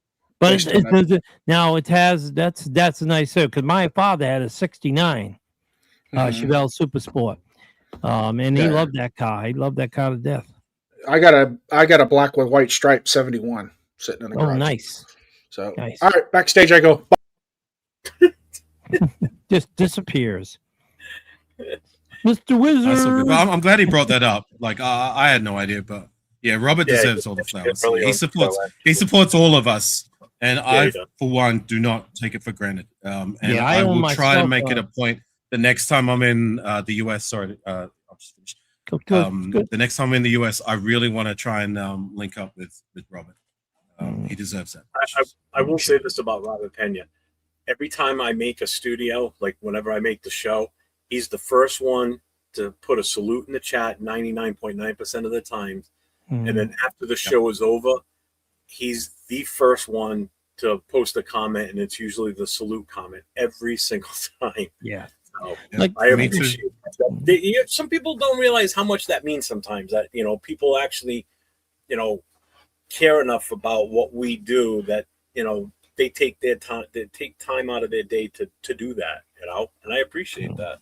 Hold on here. Why you keep on showing up your shirt?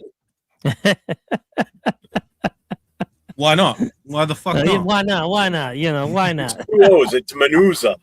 You got the Timu version. Yeah. You can't even read it. This is a legit jersey, my friend. Thank you very much. How's that legit? An hour ago. Listen, if I have one that has number 66, his last name is, and the name on it's end twisted. Ain't no football player on it, but it's my name. I know how I feel. So it's good that we have our Australian brother here to show us some support way down under there. I mean, it shows we're getting all the way around the world. We thank you for your support. I appreciate it. One thing, like I said, I don't know how people can, once they're a Raider, turn off to another team. I just don't know how they can, because I don't either. Neither. Like I said, once you're a Raider, you're a Raider. That's it. It's like people, I get made fun of by my family all the time, but I still stay a Raider. But I have a 2022 Dodge Challenger, which is nice. It's nice to have. And I got my Raider patch on there. So everybody said, "What the hell are you a Raiders fan for?" I said, "Because that's who I am." I'm not going to jump on the Tampa Bay Buccaneers, boat. No way. In fact, the Raiders made the Tampa Bay Buccaneers. So that's one thing that they owe them. I also wanted to show my Chewy's comment in the chat. Okay. That's why I was showing. Jason, I'm gonna flash it anyway. Jason reflects something else, so I'm not touching the chat anymore. I'm letting him do it. That's strategic, Jeff. I'm trying to keep it an intellectual conversation. I just love that. That was like an oxymoron.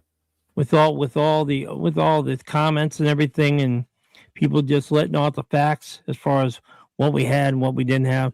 I just look forward to a better year. All I can say is I hope we have a better year than last year. That's all I can hope for.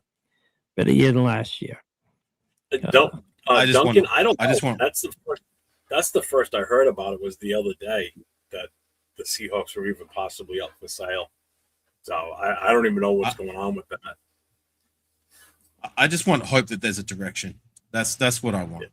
I mean, it can be done. We have the ammunition to do it. It's just a matter of it all putting it together and moving forward rather than just stagnant. And I'm sick of it. And I'll say, go Seahawks for the Super Bowl. I hope they beat the snot out of the Patriots. Yeah, last thing I want is the Patriots. Fuck them. I was watching on the TV, watching the two most hated teams in the NFL as far as from my viewpoint, which was the Patriots and the Mile High Jackasses playing. I was hoping they would fold on themselves, but it didn't happen. And the snow out there, made the game for the Patriots because number one, they were camouflage wearing all that white. And number two, I'm surprised they didn't have a snowblower come right through there and help them out. You know what I'm saying?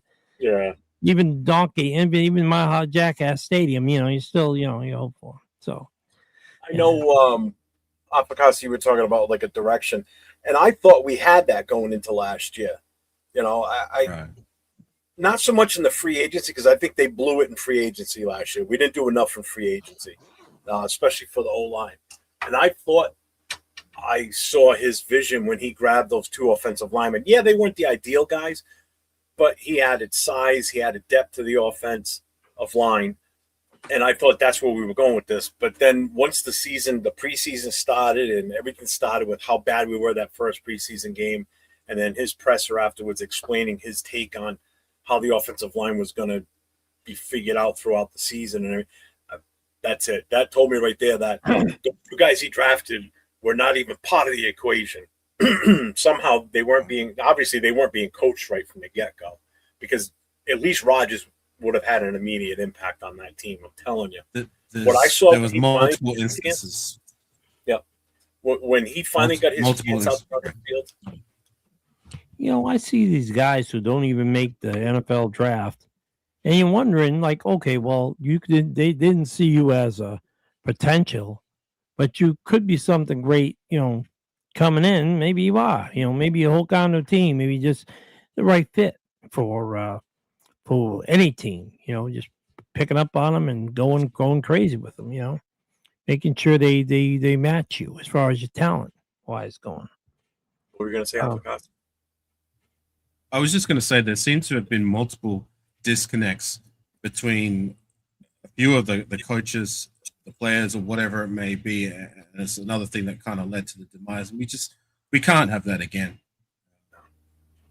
I don't want to go through it again. Well, isn't Jamal Adams one of ours? Jamal Adams, yeah, he's on a roster. What about him? Yeah, they say he's an unrestricted free agent this year. Oh, okay, right. There's a lot of those guys. A lot of those guys are going to be. Yeah. So we haven't signed a contract with him now. Let me ask you on Jamal Adams. Do we see him as a plus on the team? Do we see him as a negative as on the team? I mean, I thought he played okay for what he got a chance to do. I mean, Jason Afakasi, you want to add whatever to it? Yeah, I'll get in on that. I liked what I saw from Jamal Adams when I did see him on the field. It surprised me, though, that they kept swapping him in and out more so than having him there consistently on the field. Because when he was on the field, I thought he was doing reasonably well. And I like that. But at the same time, and this goes across the board, I'm not going to cry spilt milk if we don't retain any of these guys. Yeah. Like we're the worst team in the league last year. So who cares?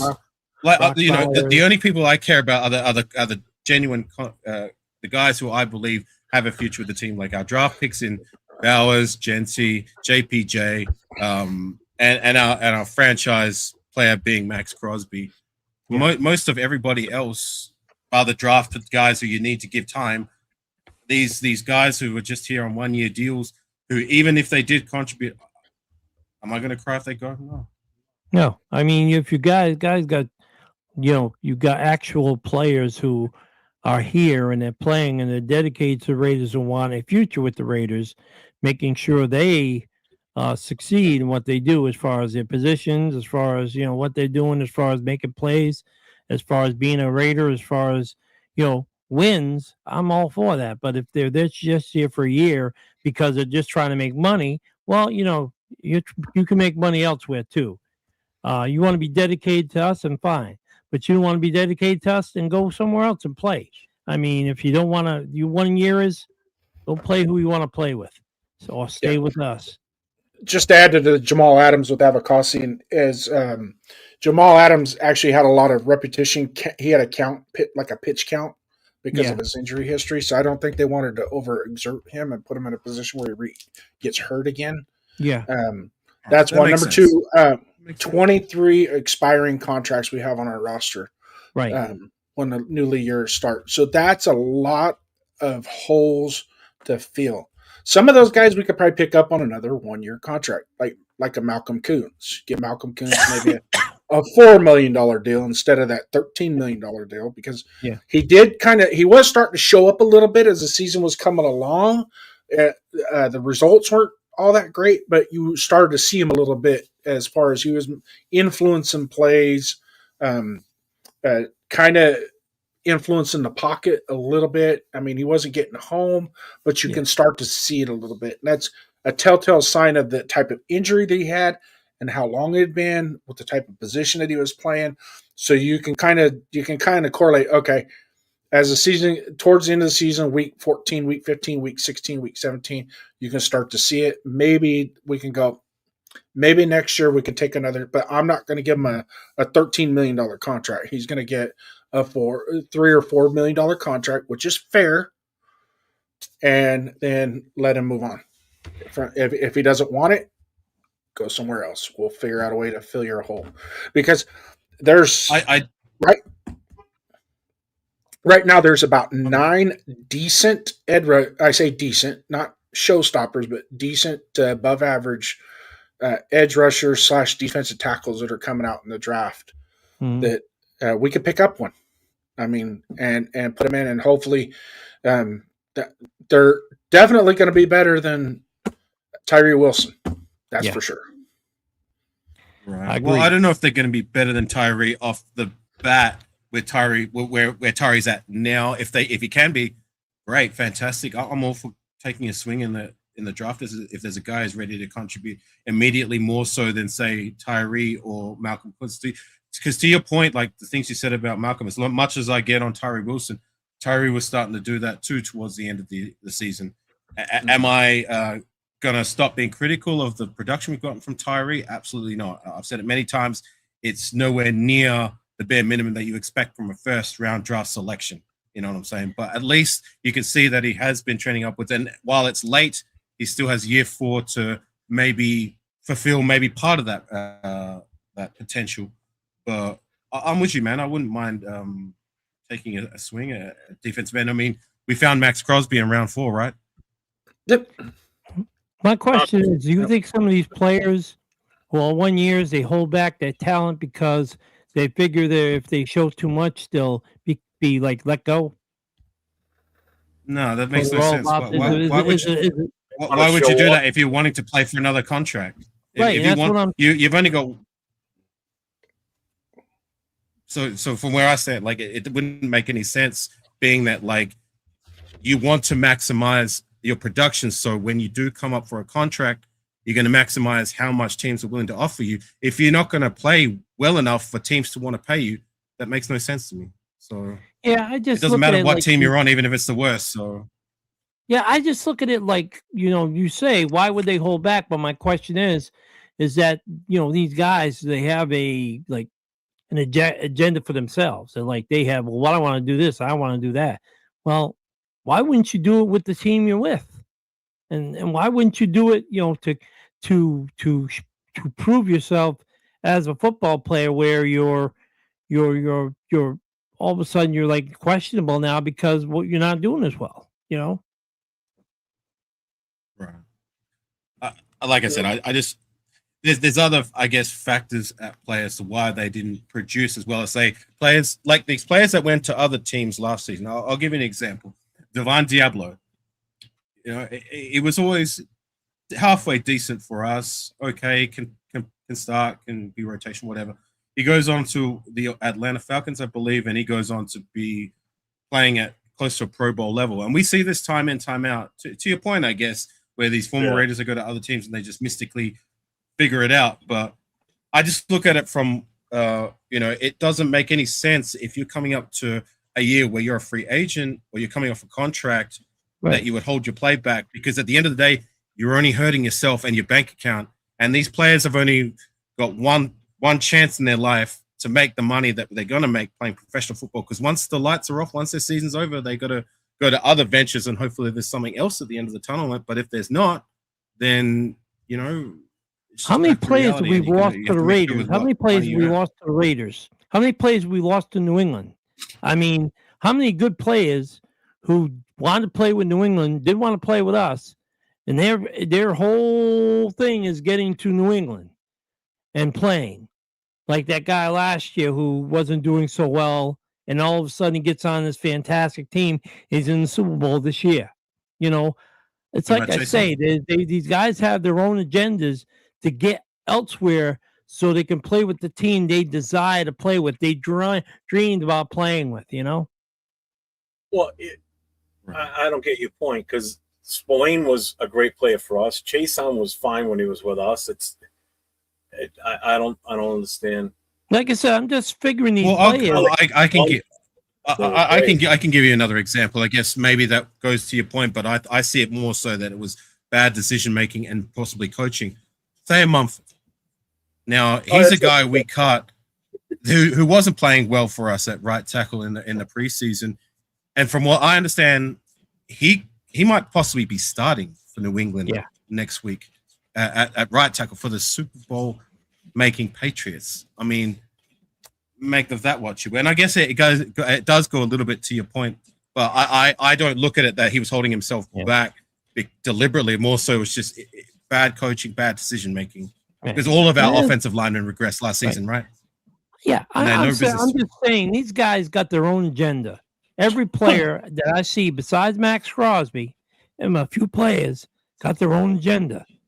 Yeah, but you look at it this way too, Neil. It's the money sometimes too. Yeah, and that's that too. Yes, the contract he was wanting.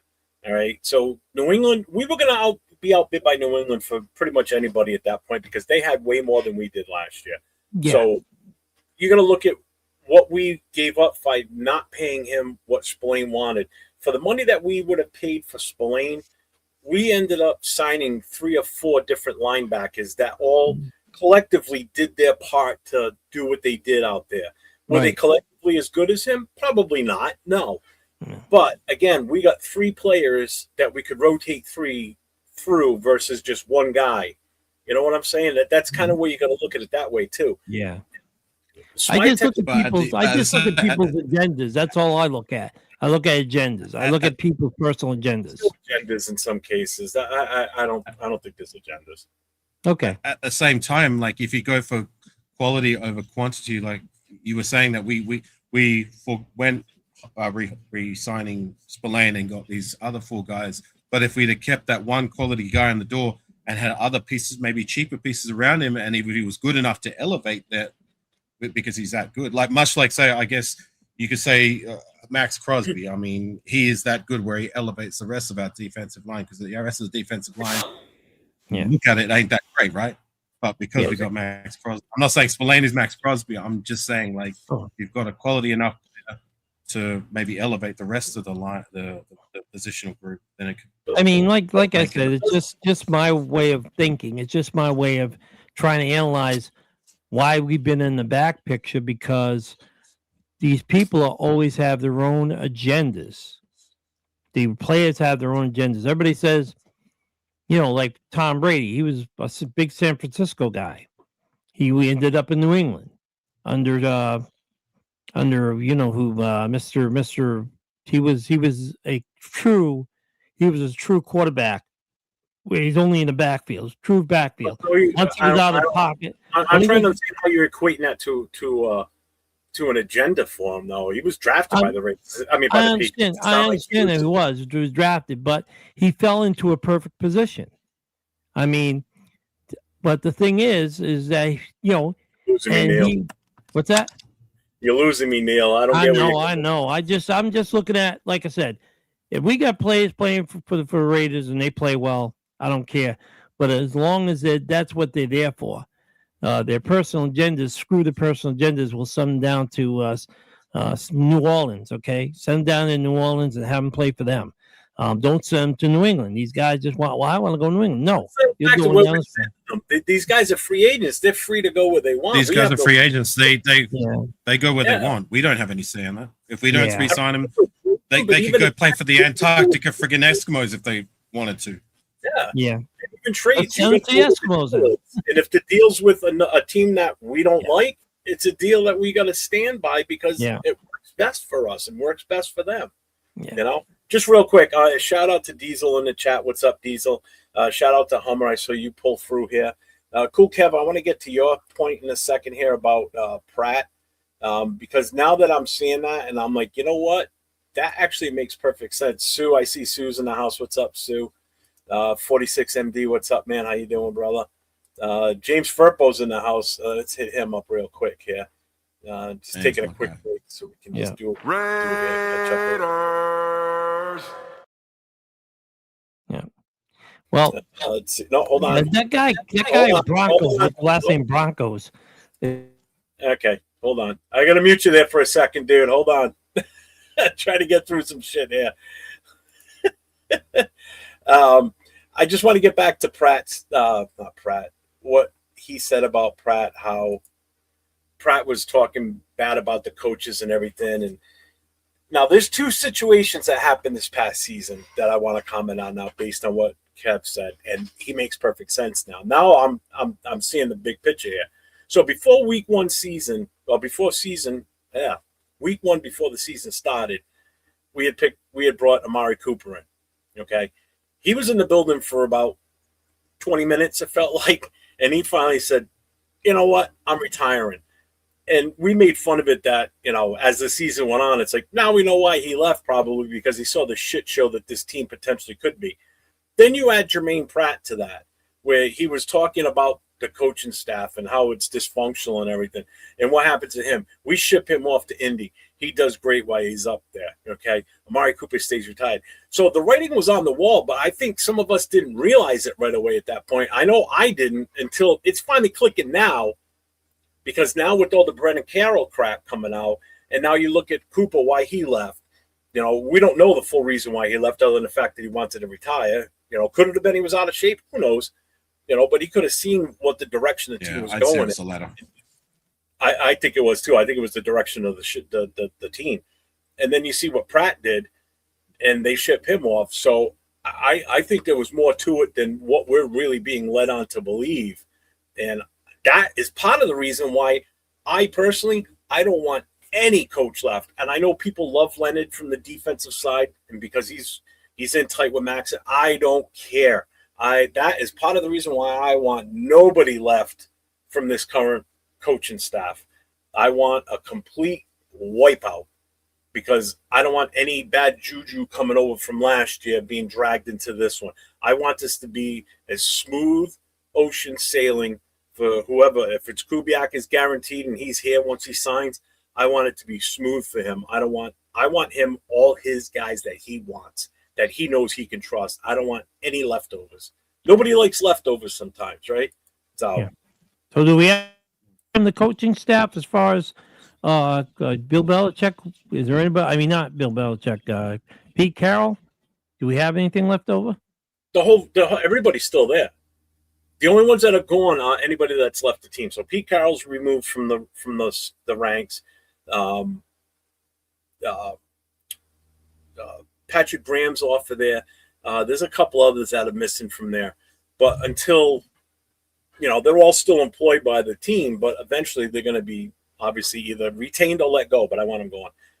Yeah. The one that's still on that list that drives me freaking bananas, why he's still there, because it already shows that he didn't do his job, and Spytech knows he didn't do his job because Spytech was doing his job, is Brennan Carroll. Why is he still on the payroll? Why is he still show up in the coaches list when you go to Raiders.com? Why is he here? He should have been. I'm gonna sign up. Look, it's a matter of time with him. Not sooner. He's not coming back. No, he better not. So, cool, Kev, I get what you were saying with that. And now it makes perfect sense. 100%. Let's see. Is there anybody else that popped in that I might have missed? Hey, Jeff. Hey, it's Whack-A-Mole. With what? Whack-A-Mole. Don't make me turn you into HR. Hey, check this out. I'm thinking about what Cool Kev is saying here with Jermaine Pratt, as to maybe with Patrick Graham, some of those issues weren't there 2-3 years before too, where there was a lack of direction, a lack of leadership in the coaching ranks to give that defense confidence to perform. Because you got to remember, the only success that Patrick Graham really had as our defensive coordinator was after we fired Josh McDaniels and AP gave him full reign to run the defense. That's when the defense actually was playing halfway decent. I feel with Patrick Graham specifically, like when I look at it, I feel Patrick's when the defense was on in the last few seasons, when Patrick Graham was our defensive coordinator, they looked a lot better than just every other defensive coordinator we've brought in the door for the last 5, 6, 7, 10 years. And when you look at the player base that he had to work with, I mean, we didn't really have that many bona fide stars to deal with either. So, that's I appreciate Patrick Graham more than look at him as one of the bigger hindrances for us in the last season. But you know what? He's not here anymore. Thank you for your service. I'm not looking at that anymore. I'm just looking at moving forward. Yeah. Yeah. I'm just thinking. It's from a hypothetical standpoint because of the thing, like he was bringing up with the Jermaine Pratt and whatnot, as to whether or not maybe because you got to remember with AP brought in a couple of his disciples to be quote unquote type. What do you call it? Associate head coaches. What's his name? Marvin. That came from. He was a Bengals head coach for years. Oh, Marvin Brought Lewis. him in. Yeah, Marvin Lewis. He brought him in, and things like that, and it just starts to create a lot of confusion. And Patrick Graham's not one of those guys that's going to be confrontational with other coaches and demand that he have full responsibility. He's a soldier. He's gonna march with the rest of the crew. So I think about it after I see that with Jermaine Pratt, and it makes you kind of wonder. Avocasi, we don't know exactly what's going on behind those curtains, so it makes you wonder. I don't want to say that that's what was happening, but it's a possibility. Well, Jay Downs, I would consider you the Ed McMahon of this program. You popping in and out like that, so I'll call you Ed McMahon from now on. Ed McMahon. Well, I'm part of the 401 Raider Jeff Productions crew. Yeah. There's four of us in the company, and sometimes come in and help the skipper out a little bit with the shows and whatnot, because he's a really good friend for somebody that's in Rhode Island and I'm in California. Man, you're like me. I tell you what, yeah, but he's still a really good friend, and hopefully one day we can meet in person. I can slap him upside the head a couple times. It's like the Bronco guy coming on here with the label Bronco. It's like a guy with glasses. It's like who is this guy coming on with the last name Broncos? That's like a major offense coming up there like that. That's like, if you're a Broncos fan, why would you be on a Raiders podcast? Yeah. So anyways, hang on a second. If can I get in there for a second? Like, sorry. If fans from other teams, if they want to come in and give their personal takes, and they come in and from what I saw, he was respectfully. Then I personally don't see a problem. That's my sarcasm. Okay, that's the American sarcasm, the New England sarcasm that I have. That I've got richly, and he'll and Jeff will be the first one to tell you we have no gateway. It's like everything just comes out of mouth before we'll say something. So that's just the way we are. I mean, it's no offense. It's like I said, to be honest with you, I am, like I said, I'm the two teams that I dislike the most in all of football is New England and the Broncos, because I call them the Mile High Jackasses. Yeah. And it's like, but like I said, it's all in good fun as far as when I say something. As far as we appreciate that, Duncan. My bad. Hey, Jeff, AR, I am going to cut out. It is 8 o'clock, almost 8 o'clock my time. Go spend some time with the wife. It's been fun. We're at 2 hours. Take care, Jason. You too. Nice to meet you, Florida. Nice to meet you. Yeah, for those guys that are in the chat, I just started a new show that I popped out today, Raiders Pride and Poise, a solo show I'm doing in conjunction with the 401 _Raider _Jeff Productions. Why are you laughing? Because you started this stuff. You started it, and then the checks are cashing. So it's working. Yeah. So Afakasi, he must have got pissed off and left. No, he's backstage, but he can still hear us. I mean, like I said, I hope I didn't offend him. I was just basically saying how the sarcasm. That's our sarcasm. AR's thick skin, man. He is thick skin. Okay. But when you'll know when you piss him off, because you won't be able to see nothing but his eyebrows. He'll be like this in a picture. He was vaping. That's what he was doing. And then his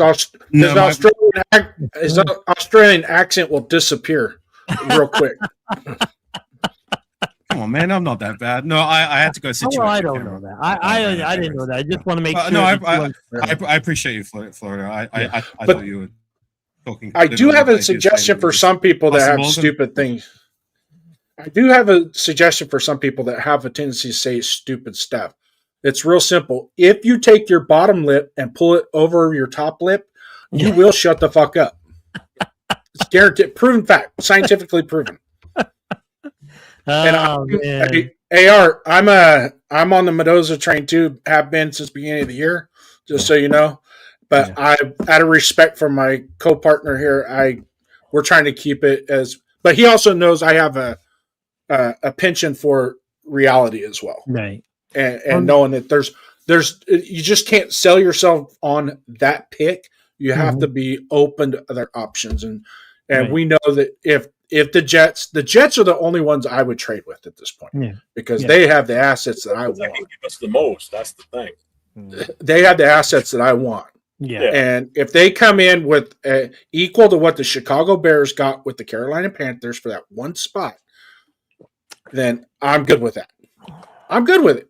I'm still going to root for Mendoza. I'm still going to root for that kid. And I hope I ain't that Raider fan that goes, God damn, I wish we would have drafted him. He was right there for the taking, and we didn't take him. I hope that's not the case. But so be it. Hey, it's 8:00. I'm going to go spend time with the wife. For those of you in the chat, Raiders Pride and Poise, it'll be a weekend type thing, solo show, where I will also drop links out to have guests just like this come on like an open mic. So, Afakasi, you're more than welcome to join me anytime. I know I'm not a beautiful. I know I don't have the aesthetics, but I have. It's all good, man. No, you do your thing. You see me. I do stop by your channel. I show love and support to the guys who show love and support to me. Exactly. You've been in the chat. Love you, brother. And I wish I could have got a hook up with you when you were in California, but you were about 350 miles away. And so, but so basically, Jeff, you weren't big. You weren't worthy enough coming down to see us. So. It's so good. But Raider Penn drove all the way down there to see him, though. I love busting his balls. I still gotta get this in. Fuck you, Jason. I got one. Hey, Raider, nice to meet you, brother. Avocasi. Yeah. Thanks. We'll keep in touch in the off season. I plan on winning a bunch of trophies in your trivia games. Yeah. Sure. Nobody else can do it like me. When I find some. Even Jeff tried it and he was pissed off. He's like, I can't even get the question out. You already answered the damn thing. What the hell? Like, well, know your Raiders, brother. Know your Raiders. All right. No, well, I know this. I think I saluted you on the live, so I appreciate it. Yeah, I don't. Yeah, you do. No, thank you. I appreciate it. I just bought the mic and the camera, so I'm planning to do a podcast, but I'm not sure which subject I should touch to, because number one, I like I said, when I come on, it's because Jeff's on here and I know him as best, and I'm getting to know other people. But being a soldier for 26 years, it's just sometimes it's tough to get on anything. So, but I appreciate you guys coming on and let me on. I enjoy having you on when you come on, man. You know that. Yeah, I know. Listen, it's almost 1 o'clock my time. What's the first time? It's it's about 10:57 here on the East Coast. And I'm gonna be signing on myself because I got to work tomorrow. I got a staff meeting at 10 o'clock, and then I got a plan to make people miserable the rest of the time. I'm a quartermaster at the VFW down here in Florida, and there you go. Got some work to do as far as with the quartermaster position. So, you all have a good evening, and I'll talk to you later. Goodbye. Take care, man. I'll put the link up there one more time. You just got to close the panel. There you go. Huh? So, Jeff, since it's the topic of the show was supposed to be Mendoza, I haven't even had a chance to say my piece on what was supposed to be the topic at hand, right? Yeah. I thought more people were going to come on, like the ones that were like, so Mendoza, that's what I was waiting for, but like nobody gave the opportunity for people to come on. I'm here. Oh, I know that, but I just expected more people that would want to, because when I've been on this past weekend, that's all people were saying. And then I said, all right, I'll do a show this weekend, whether it was Saturday night or Sunday, and I'll do an open mic. Anybody that wants to come in, they come in and they can talk about Mendoza. I want to hear your Mendoza takes. Why you want them, why you don't. If you don't want them, let's go. I thought maybe they might have been intimidated by the fact that, like, I guess that a lot of the guys that come on your panel, like yourself and maybe the other guy the other night, on the other side of the coin, where they want to go in a different direction. So, but that's I'm what willing to stand up and step up to the plate. I'm here. Yeah, go for it, man. It's all yours. All right. Well, look, I don't want to give anything long-winded or give you a whole bunch of X's and O's. Why he's going to be the guy because of this stat, that stat, whatever, yada yada yada. That's for the birds. All right. I'm gonna go by what my gut says and what my heart says and what I see with these two eyes, these two pretty eyes. Anyways, look, I've said it many times before. I'm tired of going the whole. We try to find the veteran quarterback bridge. We try to play the bridge quarterback game year in, year out. That doesn't work.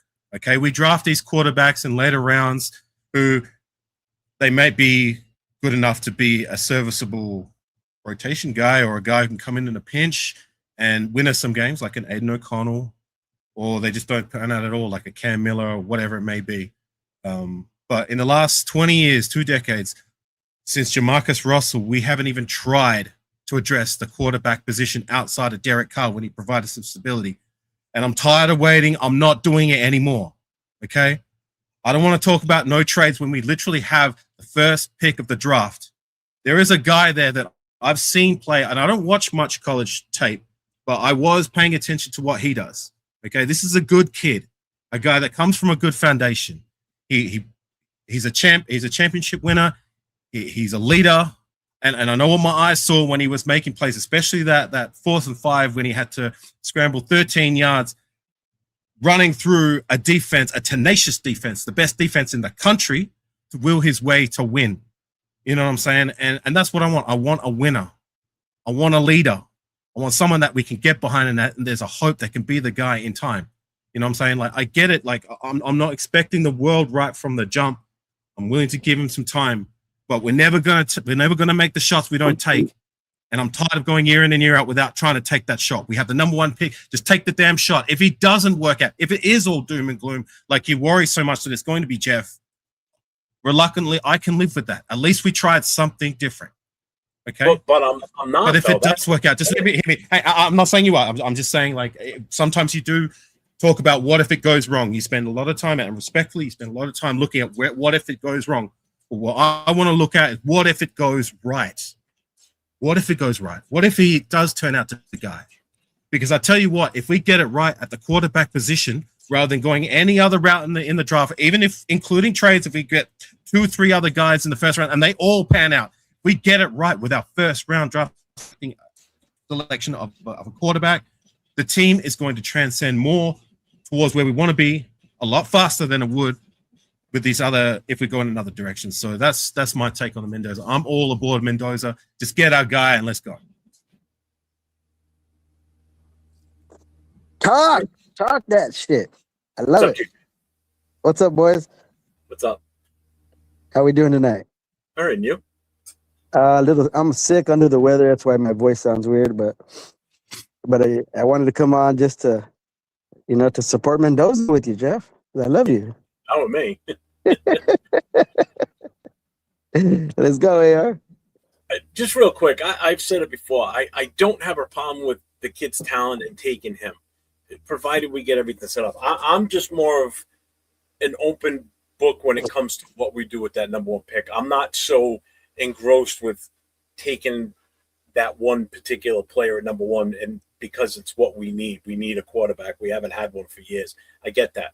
But when you look at what we're starting out with, a new head coach, having the number 1 pick, we've got a chance to really push this team and add depth more to it, add more major pieces to the puzzle that can play immediately, rather than a guy that may not play year 1, may not play till year 2, may play some year 1. You don't know. When you could get guys, especially if we end up with 2 first-round picks, part of this trade, where we could get two guys that can come in and start immediately and have an impact and show that we're trying to progress and do something to build this team with a young nucleus. Because that's two guys on the 5-year rookie contract if we pull off this trade and we get 2 first-round picks versus one player. And that's 2 5-year options that will be a plug and play immediately versus one that may or may not even play this year. That's how I look. I look at for the most value with that number 1 pick, and taking a quarterback at number 1. I guess I'm going to say about that when you finish it. Not the ultimate value at number 1. That's my take. So I'll have at it. Let you go. With that point, I get that. Like you're looking at, we can get a bounty, and on paper, yes, like we could get more first-round just if we did pull the trigger and make the draft day trade. Well, we've tried that route in recent history, and what do we get? We get Cleve Farrell's, Jonathan Abrams, Damon Arnett's, DJ Hayden's, Menelik Watson's. I'm not going through that again. I'm done. Yeah, but see, I'm looking at that. I want to try something different. To try something fresh. I want to try something different, a route we have not taken since trying to swing with Jamarcus Russell back in 2007. That was nearly 20 years ago. And we have not tried in the first round. All these other are finding their guy in the first round, except for us, because we don't even try. Just fucking try. If it doesn't work out, I can live with that. But we're never going to make the shots we do not take. The time is right. The time is now. I'm not waiting no more. Yeah, I agree, and I understand where Jeff's coming from. Based on where the team is today, we have a lot of holes that need to be filled in order for Mendoza to succeed. But we still got to be a little patient with free agency. Hopefully, Spytech makes some big moves in the offensive line and defensive line and cornerback room and some wide receivers. We got the money. If we're going to take Mendoza, he's going to be on a 3-year or 4-year deal, possibly 5. But in those rookie years, that's when we build it up. And I get where Jeff's coming from. It's just we don't know where we're going to be next year in the draft. We may not get a shot at the quarterback we want, and this is the only year that we actually get to decide. So we are in the driver's seat to take the shot. Let me put this in a different perspective then, because then I want to see what your take is. Okay, so you're saying instead of trading and moving and getting these other players, which is always going wrong for us, but yet let's stay with the number 1, take that number 1 quarterback, which in the past has also gone bad for us. So you're basically saying the same thing, but right, it's okay. I guess it's you know what I'm saying? So you're saying it's I get it. I mean, I'm not being an asshole. I'm just trying to put this out there because, as you were saying, no. I get you, and that's fair. But I'm looking at I also highlighted with Jamarcus Russell. That was nearly 20 years ago. It's nearly 2 decades ago. Those other draft day trades were more in recent history. That's why I make the analogy. But it is a fair point. I get what you're saying. It's also that's why I don't have a problem with making moves or even taking the player, because it's different regimes back then, and even the most recent failures have been different regimes, different people running the show. So yeah, but sometimes there was also one common denominator with this, and the last name of that person involved was Davis, whether it was Al Davis or Mark Davis that were muddying up the waters. And if he let Spytech do what he's supposed to do, I have all the faith in the world in Spytech. And now with our new scouting team, with the guy we brought in from Philly running the show, this is going to be the true test this offseason right here on the valuation of these kids coming out. So you will probably see better draft picks and taking better chances on some of these plays in this draft. Because remember, yes, the guy was here last year that came over from Philly, but all the reports and everything were done by the old scouting system. Okay, so it wasn't his product, that he had to go by those scouting reports. So now it's him and his crew that put these scouting reports together. So you're going to see hopefully you're going to see better evaluation of talent from these college players coming out. A little bit more homework done on some of these kids, vetting them properly, finding out more history of their background, because we've obviously seen that in the past where we didn't vet these kids good enough And Henry Ruggs aside, Henry Ruggs was not a vetting issue. That was just a bad mistake. Damon Arnett. Arnett was the problem. Damon Arnett because there was stuff that came out after the fact that he had stuff also on social media way prior to that. Okay. Yeah, he wasn't even a first round prospect, and they took him in the first round. Yeah. But just to your point on getting more draft selections, like I feel we have enough. Yeah, granted they're not in the first round, but we've got 9 other draft picks to shake things up. I mean, I highlighted before, we found Max Crosby round 4. I mean, those picks are hard to come by, but it can be done. Just because you've got 3 first-round picks doesn't mean you're going to get 3 bona fide starters or even good players, which is what I was trying to highlight. You know what I'm saying? I just want to try something different. I don't want to try anything cute. I just want to take a swing at our guy. You know what I mean? Okay. I can't say it enough. I'm tired of waiting. I'm not waiting no more. Well, what happened? Oh, go ahead. I'm sorry. Go ahead. I got a question for Jeff. If Spytek makes the big moves that we all anticipate, and where our team is better prepared for a quarterback, do you change your perspective on taking him first overall? Are you talking about free agency? Are you talking free agency? Yeah. If Spytek makes good moves, then right. Why wouldn't we? I've been saying that for weeks. I've actually been saying, you go back to all my shows when it comes up and people say you don't like Mendoza. No, I'm correcting myself. Listen, I have to do this every show. Somebody comes off with like, you don't like Mendoza. No. And Jason even stood up in a chat the other day and said this, that it's not that Jeff doesn't like Mendoza. It's I don't like taking him with the number 1 overall pick. I have no problem with Mendoza if they deem he's the guy, provided we address the situation in free agency, which means if we bring in 1 or 2, preferably 2, solid veteran offensive linemen, go get your guy.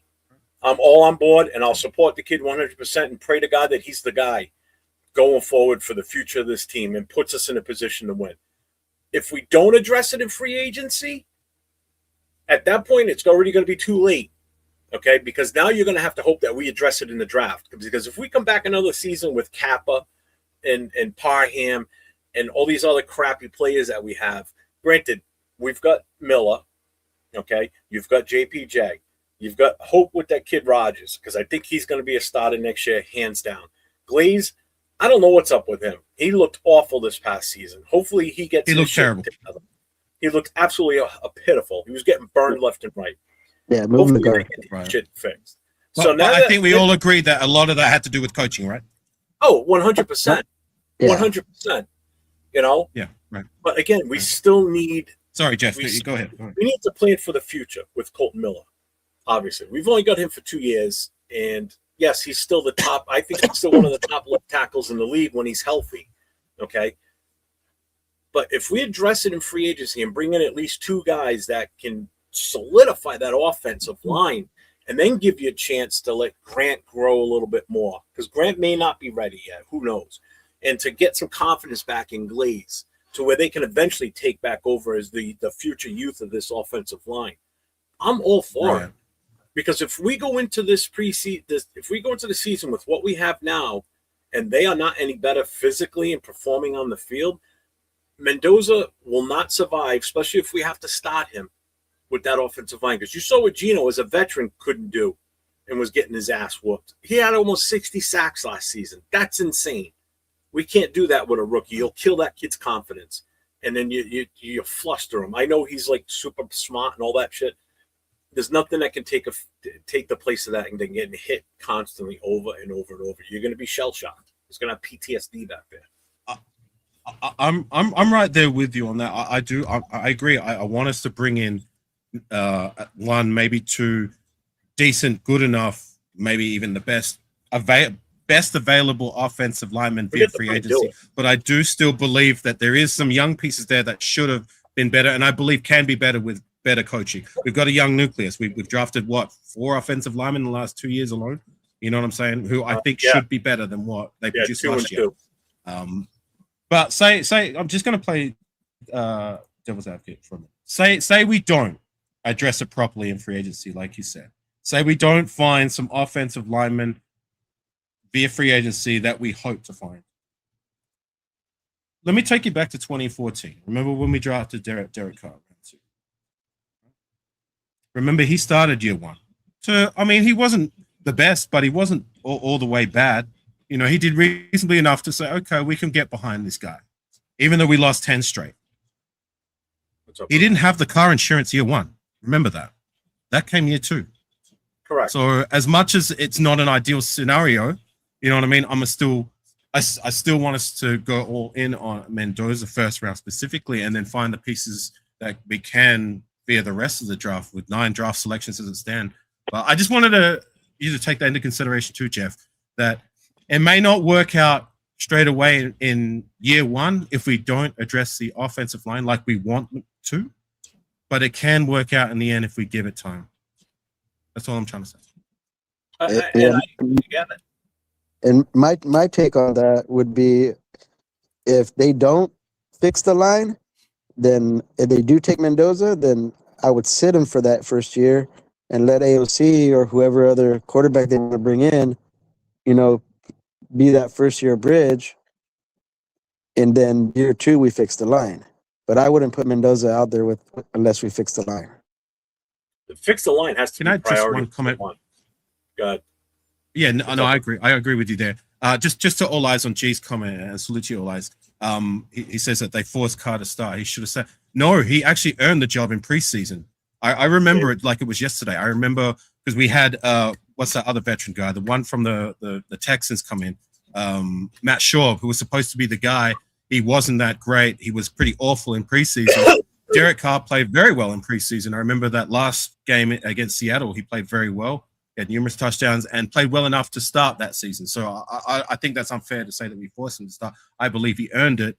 And he didn't light the house on fire year one, but he did well enough to see that there was hope that he could be the guy. And he was the guy, at least for a little while, which is better than what we've had with all these other guys. So I just wanted to highlight. This is how I know people either aren't paying attention when I talk or just don't watch the shows. Because he said, Jeff, if Spytech drafts Mendoza and doesn't trade the pick, you will have faith we will do the right thing. Yes, I just said it, and I've said it I don't know how many damn times. I'm like a broken record. As long as we address the offensive line in free agency. If we don't address it in free agency, then I don't think that's the move. I'm sorry. Plain and simple. Because at some point, if he has to get in and we don't fix the offensive line and add some free agent depth, because we didn't do it last year, we're screwed again.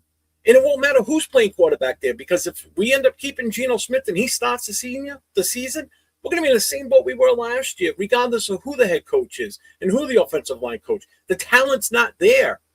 Do you not understand that? Capper is not good. Parham is hit or miss 90% of the time. Glaze, I have no confidence in him after last year. He needs to really show me that he's able to come back. JPJ was rattled last year because of all the moving around. They got in that kid's head last year. They fucked him over big time last year. That was a shame what happened to that kid, because that kid is something special, and we blew it with him. Colt Miller was injured most of the year last year. It's if I don't get it. I say this all the time. Why is it all of a sudden it's like this magical thing that I'm okay with it? I am, and I've said I am with Mendoza. I don't have a problem with Mendoza's talent. I've never knocked the kid for his talent. I haven't. I just don't think it's the right move based on our existing roster, plain and simple. Because everything we're looking forward to right now is based on the roster as we look at it on paper right now. This is who we have on this team. We don't even guarantee we have the head coach. We've come to an agreement with them. Until he signs it, there ain't no guarantee there. And Afakasi agreed with me earlier. And until that's done, nothing going forward.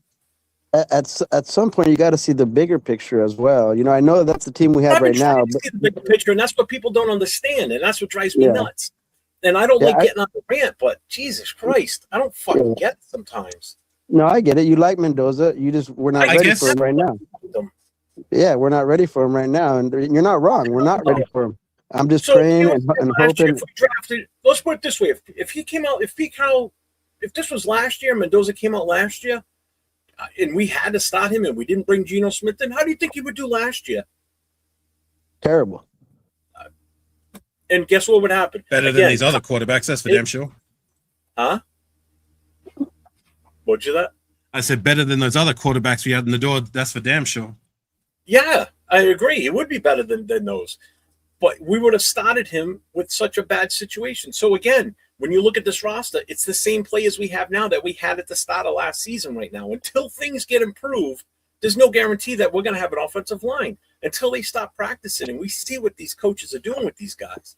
Until that first preseason game and that offensive line comes out and how they perform, that's going to tell me whether we're going to do okay, especially in the running game. And people have to remember, too, with Kubiak's a run-first guy. So you're going to see Genty a lot if we can make the holes for him this season, unlike we couldn't last year. And granted, it wasn't all on the line. That was a lot of I guess. Yeah, you're not. I guess wrong, my my objectivity, and it's not just with you, Jeff, who feel we should go in a different direction. It's pretty much everybody that I see who's kind of in the same chain of thought as you, Jeff, is that like you guys, and I get it, you guys look at where it can go wrong if we select Mendoza. The way I personally like to look at it is, what if we get it right? What if he is the guy? That's all I'm trying to say. And we're never going to know. Yeah, I know. All right. Okay. But that's how I want to look at it. What if we get it right at the most important position in football? We can build those other things. We can get those other things around him, preferably already there, but we can do that in time. But we're never going to have the guy unless we try to find the guy. And that is something we haven't done since, you could say Derek Carr, but if you go further than that, if you're looking at first round specifically, Jamarcus Russell. And I'm done with waiting. I'm not waiting anymore. We've got to take the shot and then build around it. What if Kubiak doesn't want him? That's another thing. We have no idea. I don't think Brady would have brought him in if he wasn't on board. If he doesn't want him, he doesn't want him. That's what I mean. What if he wants? People are throwing his name out there. What if he wants Mac Jones to come in here and wait for next year? I'm sure these are questions they ask. If they do go that route, then they go that route. Yeah, I mean, so there's nothing. Again, nothing's etched in stone. So you have to be prepared to I don't think there is either. You know, so that's why I'm like, think outside the look, box. I'm gonna stand on how about Mendoza, but say they do go in a different direction, I'm gonna have no choice but to rock with it anyway and just throw this jersey in the closet like it's pretty much useless. You know what I mean? But you know, that's just something that like I'm willing to rock with. I mean, I bought this jersey because I just feel so passionately about what I think we should do with it and where I believe they're going to go until proven otherwise. And I'm going to show him my support even before he's even a Raider, because I truly believe in my heart that is the route that we're going to take. Like I'm a gut kind of guy. Like I highlighted before in any of my points, that I'm not a no kind of guy. I'm not going to give you a whole bunch of bullshit based on stats and all that crap. I'm just going with what my heart says, and it's right there. I think he's going to be the guy. Thank you. I hope he is. I really do, because I'm tired of waiting too. You know, and like Money says, based on Kubiak, Genty, the rich free agent market of O-line players, 10 draft picks, do you honestly think we're not going to address the O-line, which is a huge need? You keep talking double. Because until I see it, I'm going to be that way. I have to be. I have to look at what we currently have. And everybody else should too. I mean, everybody's got these hopes and wishes and dreams of, we're going to get this guy, we're going to get that way. You still have to hope that players want to come here, because we're still, until things are proven otherwise, we're still a dysfunctional organization. And you can't argue that we're not, because we are. We are still a dysfunctional organization until we start see the direction this ship is sailing going forward. You know? Yeah, I think the first step is the coaching, and it looks like it's going to be Kubiak. So that seems to be the right step. Everybody, seems to, like the guy as a head coach and the staff that he brings in. Once he brings in that staff, then the next thing we do is attack free agency, and that's going to be critical what we do in free agency. And then from there, that's when we decide on who we take in the draft. Right now, we're looking at people we want in the draft based on the roster we have. But by the time the draft comes, our roster is going to look significantly different.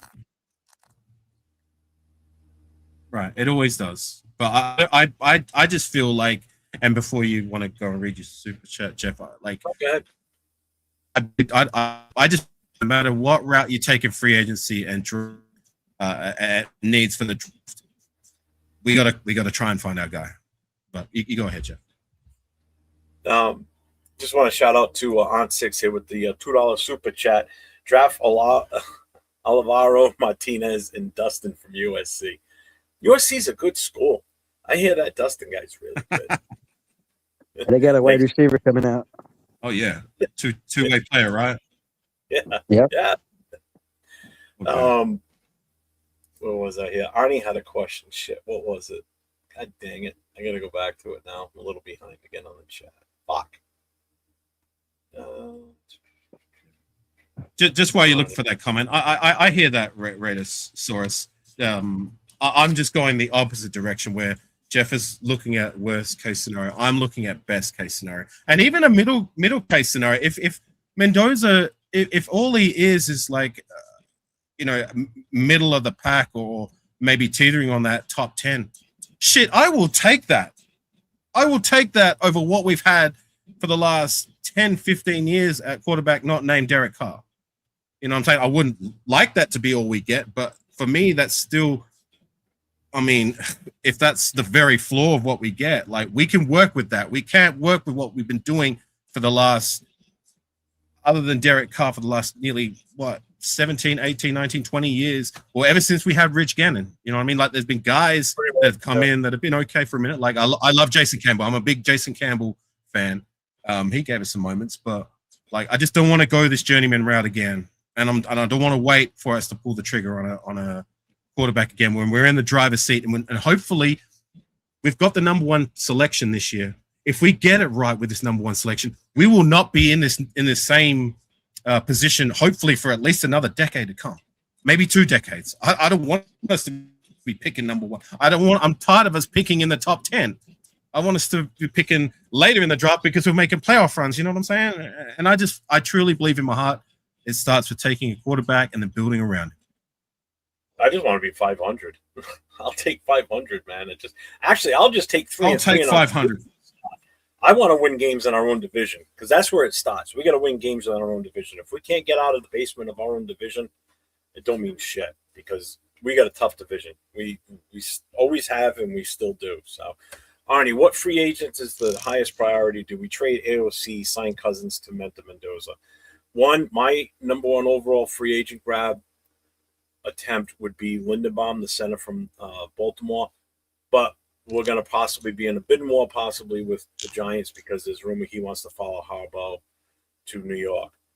And that would definitely, if I'm him, I would go there rather than here if I'm that player because I think New York's Who are you talking about? Who are you talking about? Lindenbaum, Who are you talking about? from Baltimore. He's pretty much like the number one free agent offensive lineman that's out there. He's getting good. And the Giants have a good center, so they would have to let him go. They do. So, but if I'm him, I'm pushing for the Giants to take me because I think the Giants the only thing I guess would be we're away from being good. The Giants are not that far off. Go ahead. The only thing where we would have to come to the dance. Sorry, Jeff, my bad. The connection's bad. No, you're good. Is that we're gonna have to offer him more, and I'm prepared for them to do that. We have the money, spend it. If the Giants are gonna give him, I don't know, what do you think he's worth? 20 mil a year? It's close. Market value is 17 to 20. Yeah. All right. If they offer him 17 to 20, offer him 22 to 25. Make it enticing. Just do whatever it takes. One of the highest paid. He'll definitely be the highest paid offensive lineman. Well, maybe center. Left tackle interior. Higher. Interior. He's going to be up there. He's going to be the highest paid interior lineman for sure. But I think he's worth it? Yeah, I really do. And I'd rather have a bona fide center, somebody that's played center for multiple years, than put JP back at center. I think JPJ needs to stay at guard, plain and simple. I think he's going to utilize that guard, especially if the left side. If we move JPJ to the left side along with Colt Miller and we get Linderbaum at center, that left side's solid as it could be. That would be Genti's bread and butter running up the left. Even if we miss on Linderbaum, there's still I'm sorry, Afkasi. There's still No. that, Go, please. that right tackle Braden Smith and Elijah Vera Tucker. If we were to bring both those guys in and to shore up our right side, and then put JPJ at center, and then we just need a left guard. It's still the one. So I was just going to say, just to sorry, go ahead. My bad. No, go ahead. Good. Sorry, I was just going to say to Arnie Garza's comment there. Rodney Hudson changed our offensive line completely. Yeah, and that's why I'm highlighting when I go back and I'm looking at what worked for us in the past, where we have drafted a quarterback either round or round two with Derek Carr. We didn't have the car insurance year one. We had Donald Penn, but we had, I think, Stefan Wisniewski and maybe who was it? Jared Valdir was still there, but he was out injured for a lot of the time. But when we did year two address the offensive line via free agency and built around the young guys like Gabe Jackson to shore up the rest of the offensive line, we had Derek Carr's best days. And that's, I guess, to your point, Jeff, you would want to build the offensive line. All I'm trying to say is that if we don't address it properly year one, it's not an ideal scenario, but it can be done. We can do that year two if we take a shot with Mendoza. It's not all doom and gloom. And to be honest, like the young players, yeah, I've lost a lot of faith in them with their play, but I found that to be very inexcusable that we had guys that show so much promise year one, and for them to regress like they did year two, and to hear the stories about what the coaching was like, you know, for me it just screams coaching. Like, if with the right coaching, I believe those two guys we have, JPJ and DJ guys, and the other guys that we drafted last season should be able to take that next step up in Caleb Rogers and Charles Grant. So there's 4 young guys there that we can build around. Like, yeah, our offensive line sucked, but it can be better with the right coaching. And if we do bring in another piece, if we do re-sign Colton Miller, then I'm good with rocking with this offensive line with the right coaching. Yeah, coaching matters. If we get it right with coaching, you know, we're going to be set for many years to come. What's up, Rafa? I know I missed a bunch of comments. I'm skipping right to the end here. I got to catch up. What's up, Raidosaurus? What's going on? Just thinking worst case scenario that we don't change anything. He isn't saying that he doesn't want Mendoza or anything. It's that if we hypothetically don't change things, it not necessarily won't work out, but it's not going to be good. I'm not going to sit there and say it's not going to work, but it's not going to be good. We're going to have some serious learning curves. Jeff, you just said you had faith in SpyTech, which is why I asked the question. The fucking problem isn't me not listening, rather it's you not remembering what you said minute by minute. I've been saying this all along, though, that I don't have a problem with Mendoza. My God. And yes, I do have faith in SpyTech. I have faith in him going out and hopefully trying to get these guys to come here. It's not on him. It's on the guys wanting to come here. That's the problem. That's where all this lies. It's getting the players that want to come here. You know, Yeah, we last year with Pete Carroll coming here with his experience and his history, he'd be able to bring the players. And he couldn't. He didn't bring shit to help us. I'm sorry. Yeah, he brought a couple of pieces on defense that, we're okay. You know, that's what we got to hope for. We got to do more to entice players that want to come here. And yes, if Kubiak is definitely the one that signs the paper and says he's the head coach, that's a starting point. You know, we get the number 1 pick. If it's Mendoza and that's the way we're going, and these guys want to come here and protect for him and play for the Raiders and be part of what we're building, that's up to the players. That's not up to the GM, to be honest with you. He can set the dinner table out. It's if they want to come and sit down and eat and partake in it. Plain and simple. If they don't want to partake in it because they don't like what we're serving, they're going to fucking head out to the McDonald's instead. They ain't going to eat our fucking half-ass gourmet dinner. You know, they'd rather go eat something else. That's how I look at it. You know, when you're putting scraps out there, nobody's going to want to sit at the table and enjoy the ride. You know, come on. Yeah, the way I look at it is money talks. If we put the most money out there on the table, we're going to have to overpay for a few of the people that we want that don't want to come. But in the end, you know, if the contract is bigger, the offer is bigger, majority of the time the player's going to go that way. Especially if we get Kubiak and he wins the Super Bowl. You know, I would want to play for a coach that just won the Super Bowl. Can you imagine having a young head coach at the helm and a new quarterback that we drafted round 1? So we got a young head coach and a young quarterback. I mean, I don't know about you, man, but that makes for some exciting times right from the get-go, right? Oh, yeah. I'm excited. We just got to fix the O-line, guys. That's all we got to do. Spytek, handle your business. So Money Chuck says you have a problem drafting anything in the first round other than O-line and DL. Yeah, because everybody's loved head coach John Madden used to say the same thing. Everybody quotes this all the time, but we never fulfill it. You know, everything starts in the trenches. If you don't protect up front on the offense and you don't get penetration on defense up front, then you're not going to be as successful as you want to be. Okay, so yeah, I'm always going to tout for, you know, the trenches, you know, whether it's in free agency or in the draft. If the top offensive lineman that's going to come out, that's like Campbell last year, I wasn't in favor of him because I fell into the short arm thing. Tell you what, he had a hell of a year his rookie year in New England, and look where they're playing. They're in the Super Bowl. He may not play because he's injured right now, but he still had a big part in them making it to the Super Bowl. That's the type of, you know, all right, I fucked up last year. I really wanted it. I didn't want him. And I didn't want Membo either, to be honest with you, because I didn't trust him either. I love that guy. You know who was big on him last year? Can I ask you? Oh, shit. Angelo. Yeah. Angelo big on him. Jeff, talk to him. Can I ask you, though,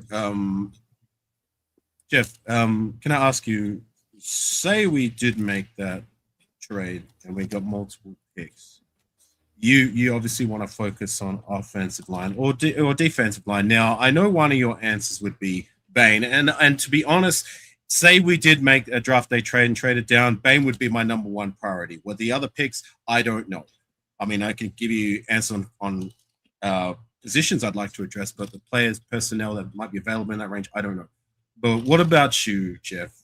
Is there any offensive lineman prospect that would be worthy if we were to trade down in that say 10 to 15 range that might be able to contribute immediately and make our offensive line better in time? Yeah, there's a couple guys from Utah. Yeah. Where is it? Let me bring up my list.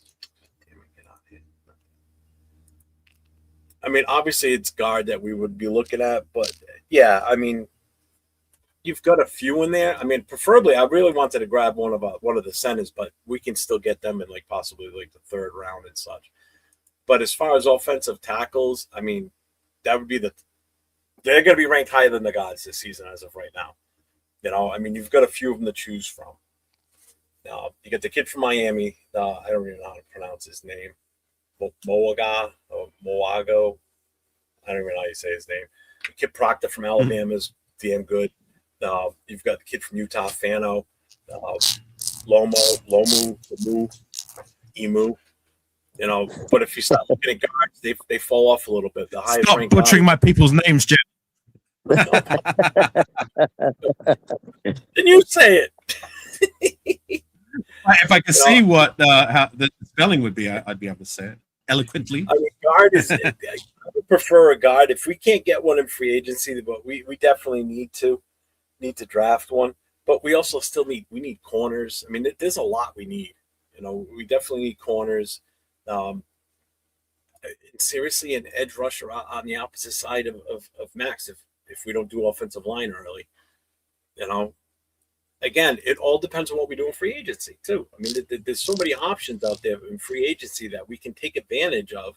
Yes, but if we don't, we're just gonna have to live through the draft, and hopefully we fill those voids that these guys are.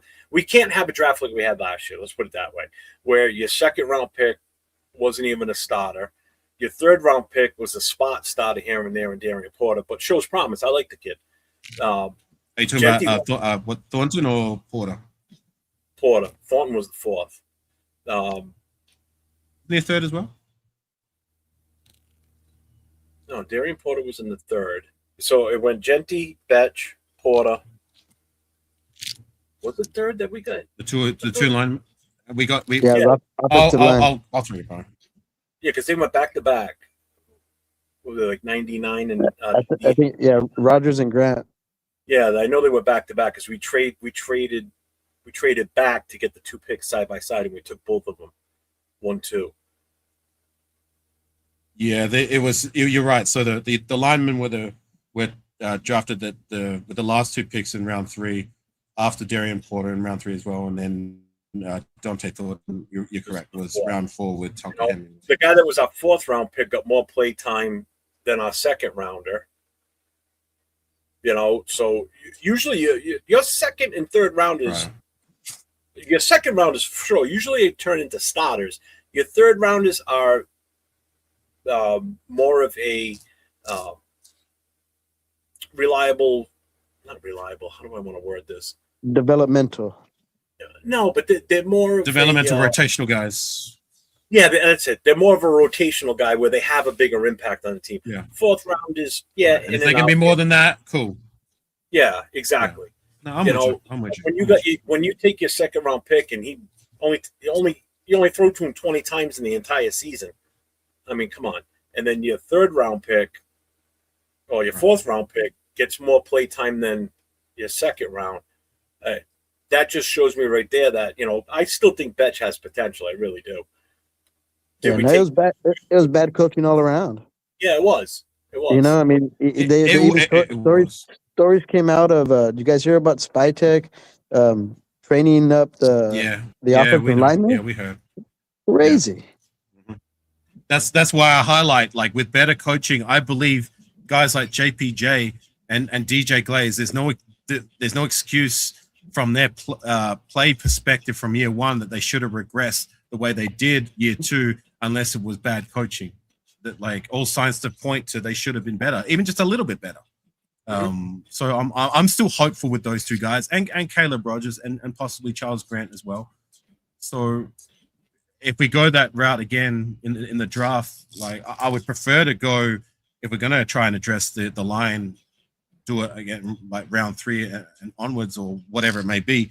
But I'm there with you, Jeff. Like, what we got year 1 from our draft class, we had 9 picks, and outside of Genty, I still believe Genty's going to be great.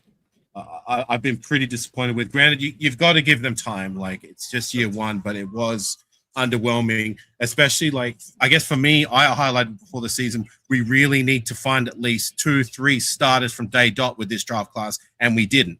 We found 1. And it's draft class like that hurt us in the long run. I mean, I just did a show recapping the 2023 draft class, and you look at, like, it's 3 years later, our 1st round drafted guy, Tyree Wilson, is still a rotational guy trying to find his feet. Michael Mayer, as much as we like his athletic traits and what he does on the field, nobody's going to sell me his productions even close to what you want from a 2nd round drafted tight end that you traded up for. That was the best tight end in the draft that year. And then you got Byron Young, who didn't come past the 1st season of his rookie contract, and we ended up shipping him out because he got beaten by Matthew Butler, another guy who didn't make it that we drafted. And then Trey Tucker being the best of the bunch, and he was drafted at the end of round 3. And then you got all these other picks like Aiden O'Connell, who's a rotational guy, and then these other guys that didn't even amount to nothing. It's those kind of classes that hurt you in the long run.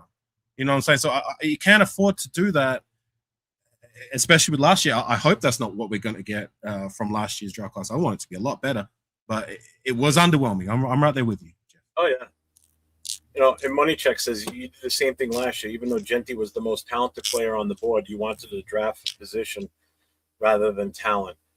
And I'll still stand by that.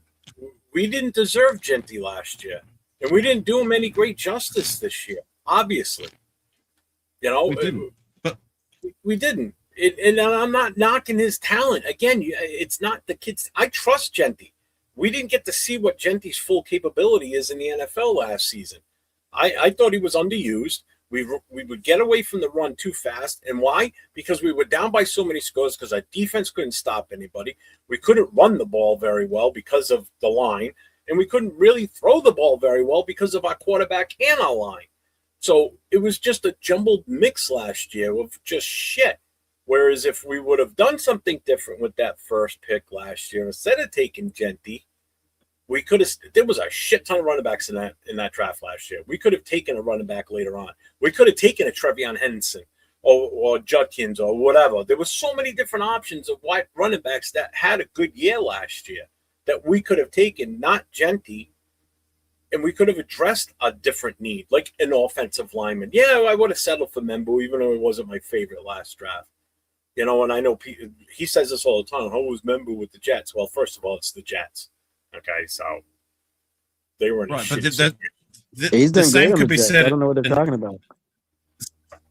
The same could be said opposite. I mean, I like to look at it that we got it right with the Genty pick. What we did after that, we should have done better.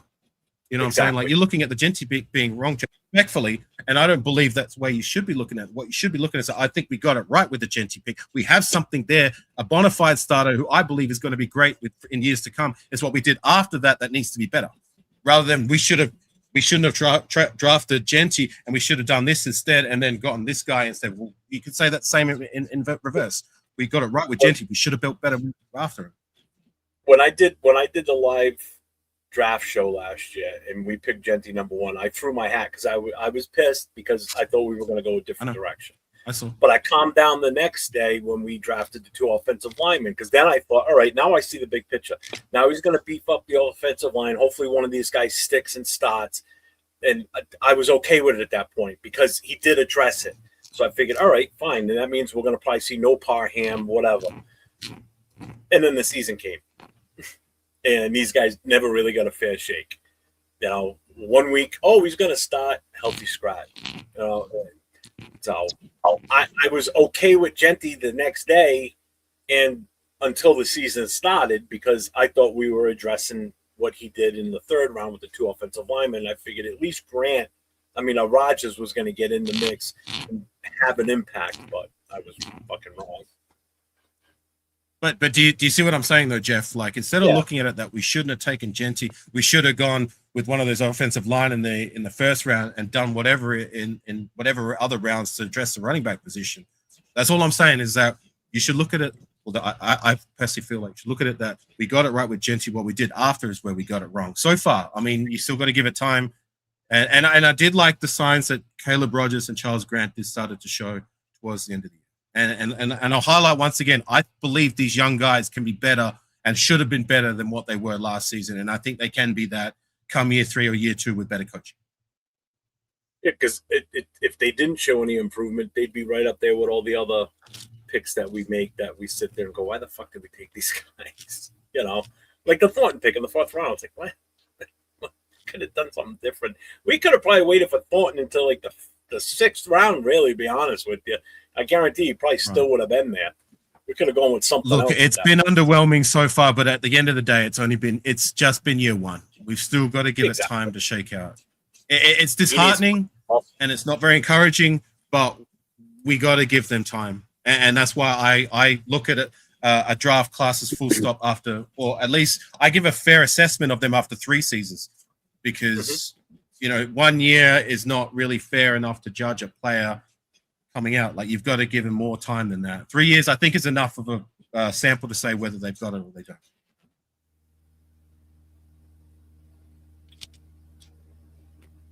G-Fam, you're still there? You've been quiet. Yeah, I'm here. I agree with Afakasi on that one. 3 years in NFL, not for long. If you're still on the team in 3 years, that means you got something, you know. If not, the team should have let your ass go already. Right. Chuck I mean, Henson. to that point, Colton Miller, remember how bad he was year 1? Granted, he was injured. You know, he like, we look at Colton Miller as being the stalwart of the offensive line that he has been since we drafted him in 2018. So that's, what is it? 18, 19, 20, 21, 20. That's 8 seasons so far, maybe 9, going if he comes back next year. You know what I'm saying? So for the most part, he's been one of the better left tackles in the league. But you've got to remember, year 1, it was, the signs weren't very encouraging. I mean, he wasn't Alex Leatherwood bad, but he wasn't very good. So, you know, you got to give them time to marinate, per se.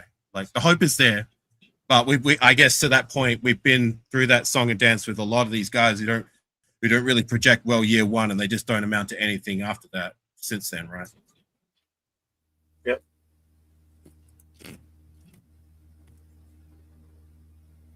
That sounds familiar. Just saying, if we fix the O-line, either the Genty or Mendoza pick it. Yeah, and you're right, too. You're not Genty because he played at Boise State, doubted his talent, and wanted an O-line player. Don't tell me I'm wrong. Or did was I never questioned the kid's ability. I didn't. I did. Why is everybody dogging on you, Jeff? I don't know, man. Well, Jesus Christ. Yeah, we can have different opinions. No reason to get mad, everybody. Not afraid he's going to accept Stokes, Kappa, Gino, Isobolic. And both of those, Gino and Kappa, are going to be dead cap because Kappa we signed for 2 seasons. Yeah, I don't know if Spytech will let him go because he brought him in. That's a Spytech signing. I have a feeling they're gonna keep his ass. We got a cool Kev sighting. What's up, Kev? What's going on, Hey, fellas? I have not Hey, seen you in a long time, Kev. What the hell is going on with you? I'm gonna dip out, guys. My battery's dying on Take my care, phone. man. All right, later. Yeah, Peace out, man. Bakasi, Good I to see think you. the last time we were on together, Stu was there. Who? Stu. Oh, really? When was Yeah. that? That must have been at least 2-3 years ago. Yeah, at least 3 years ago, yeah. Man, It's been a good while. to see you, Kev. Good to It's see been you, a brother. long time. It's been Well, yeah. yeah, for sure, for sure. What's up, man? How you been? Not too bad. I'm on break. Just want to come in and hang out. Awesome. I love the lanyard. I got one myself in the suitcase Yeah. when I went to Allegiant. Yeah, I got one. Um, I got one in black and gray. Awesome. I got this one. Oh, he's gone. So what's your take on all this, Kev? Yeah. Where you standing on that? Is he there or is he doing his best Dustin impersonation? Oh, there he is. Everything is cocked. It's dark. My alarm went off. Sorry about that. What's going on? So what's I your think take Jeff on asked to everything? Mendoza or not to Mendoza. Sorry, Jeff. Well, I agree with both of you guys on both sides because it's just like I'm just nervous about giving up all them picks and not getting any in return for them. So, I don't mind Jeff's take about trading out as well, but we don't do well in trades, so but we take Mendoza, we got GT and Bauer, so we're moving in the right direction. So slowly but surely, if you look at it that way. True. If you go back It's to a similar Jeff's point about situation. if you go back to Jeff's point about drafting GT, we didn't deserve Bowers either because we were supposed to get a whole lineman back then, and we ended up taking Bowers, BPA. Right. The thing about is nobody saw that one coming. It's not like we were sitting there going, "Oh, we're going to be going for this guy." You know what I mean? That was like Right. bang, it happened, and you were like, "Whoa, what the fuck?" Shout out to Raider Ben. Shout out to Raider Ben. He saw it coming. Oh It's yeah, He's the one guy who said he right from called the it. rip Yeah, he's going to be definitely. special. Yeah, he called it. Yeah. I mean, when you saw that he was available at that time when it was our pick, it's like, oh shit. Because everybody at that point was thinking we were going quarterback and we weren't expecting the players to go in front of us that did. So it's like when you finally saw that he was available and then we make the pick, it's like, oh god damn. Yeah. But it's not like we I went didn't into know how that good the guy was. Yeah. that guy. Yeah. But the last so at least we got 3 good players in 3 years outside of Tyree. So Right. And hopefully that trend can keep going, right? Where it looks like it's working out for our first round selection. But it's like I highlighted before, instead of people looking at it like we should have done something else with our first round selection, which in my personal opinion, we got it right. It's what we did after that is where I think we should be looking, which is what the problem is. Maybe not so much after Brock Bowers, because we did find JPJ and DJ Glades, but last year's draft, the jury's still out. We're still scrambling to find who is that other guy, when really we needed to find 2, maybe 3 day one starters, and we didn't outside of Jensen. Right. Exactly. Because Glaze regrets big time. Go ahead, sir. Money Sorry, Joe. Chuck wants to know, he says, "Cool, Kev, what did you mean about giving Money Chuck a run for his money earlier?" He goes, "You fucking insulting me." It was just he caught on to it. He took him forever. All this time I've been out for lunch. It took him this long to figure that joke out. No, he's been asking, but I haven't been putting it up because I didn't know if you were still in the chat or not. But now that you're on screen, I put it up. Yeah, he just posted it again. Yeah, he was making some real crazy comments there, and he wasn't getting them. So that's why I said he was giving Money Chuck a run for his money there. Talking about Neil, right? When Neil was talking earlier. Yeah. Yeah.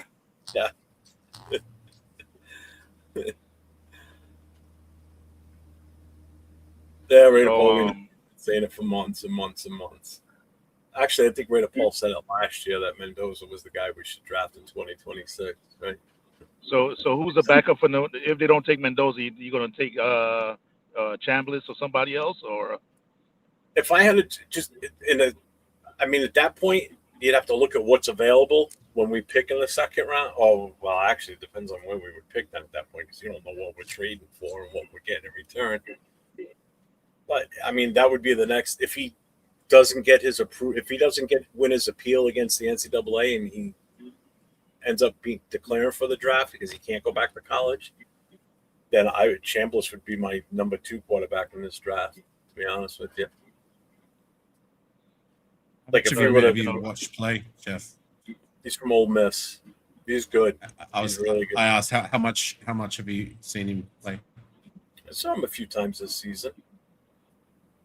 Same thing with Mendoza. I mean, I didn't sit there like religiously, like staring at the screen watching Mendoza. Or I just when I see what's the top ones that look like they're going to be coming out, then I'll pay a little bit more attention to them as the season goes on because I don't get the opportunity to watch a lot of college ball. So, you know. So you take Bain over Mendoza here, or you gamble and take Mendoza first and hope for the best. If it's the Jets and we just move back one pick, at that point it's a crapshoot who you take there. I mean, you could take Reese, you could take Bain. I mean, I know it's crazy, and some people are like, "What the fuck would you take him?" I mean, even Caleb Downs. I mean, the kid is that talented. I think. I mean, that's a possibility too.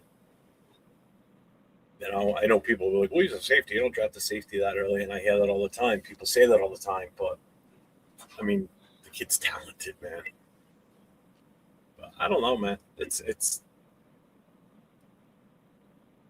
I don't know. So so let's say we take Mendoza. You still is Gino going to stay and ride him out until Mendoza can get in there, or you start him right away?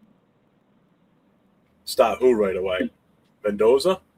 Yeah, over Gino, or get rid of Gino and put Mendoza. I mean, it could be a case where Mendoza comes in and outplays Gino in training camp and gets the time in preseason to play and outplays him. I mean, it very well could happen, and if it happens and that's the decision, then we got to live with it, and I'll be fine with it. I don't have a problem. If the coaches think that's the best direction, so let's do it. Like I highlighted before, that we did that with Derek Carr when Matt Schaub was supposed to be the guy. Derek Carr was supposed to sit. Derek Carr outplayed Matt Schaub, and it wasn't even close that year's preseason. So we went and rocked with him at quarterback, and we did so with that for the next 9 years. So it can be done. It can be done. Because at this point you need we still need 2 quarterbacks, and you may not want to get rid of Gino if you know. You don't want to keep him on the bench either, but you got to make a tough call here. I don't know if Kubiak is going to keep him or not, or get rid of him. But I mean, again, we may have to keep for the rest of his contract, which is we got 1 more year with him. Right. I mean, I don't think he's going to want to stay anyway. I think he's made it clear he wants out with his I mean, it also depends on what type of relationship that him and Kubiak have. Kubiak, yeah, is that a sour relationship or not? I don't know. I honestly don't know. Okay. God, family race. G-Fan with the $5 super chat. Sing it with me. Nope, not singing it. Not even gonna word it. All right, you paid for it. There was something in the. Do you want me to? Go ahead, you can do it. All right, look. I'm all aboard the Mendoza train, but I'm kind of over that song myself. But I'm gonna sing it one time. Right. There was something in the air tonight. The stars were bright. Fernando Mendoza. Oh my God. All right, that was worth it. That was worth it. Thanks, G-Fan. My guy. That was funny. So Fernando Mendoza, right place, right time, or is he overvalued at his position right now? I hope he is. I really do. I mean, I want nothing more than success for him and for this team. That's all that this comes down to. I just want us to make sure that it's the right move and we're making the right choice and going in the right direction. Because again, I've been a fan for 50 years, man. It's been 40 years since I've seen us win a Super Bowl. Right. I'm not making another 40 years. I'll be 95 years old. Ain't happening. If I live to 95, I'm making somebody miserable somewhere because I'm going to be an ornery old fuck. So, you know, one wants to know if you're British. He says, "Is Kev British?" It's Dominican. No. For Trinidad. I'll Trinidad. I'm on bad. Trinidad. Yeah. There you go, Bueno.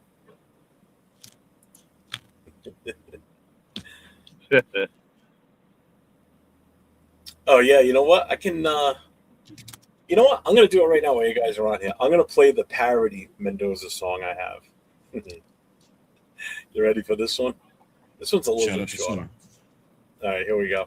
Yo ho! Silver and black! Hoist the shield! Oh, gather round you Raider fools with mock drives, torn and broken rules. We sail the seas for QB lore. Now Mendoza's at the door. One fine throw across the bay. We crowned him king that very day. Did we scout? No! Did we drink? Yes! Raise the shield and yell it next. Or ball in Mendoza. Ho, ho, in a silver coat. Or ball in Mendoza. Steer the sheep, he's the goat.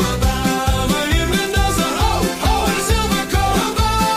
In Mendoza. Steer the sheep, he's the goat. Riders, spill your drink. If he fails, we'll blame the sick. QBF charts the battle plan, but we just sing and slam our cans.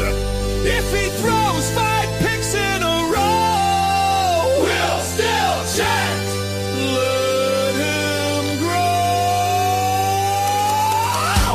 Barley, QB savior of the 7 seas. Barley, till next draft night with me. Yeah.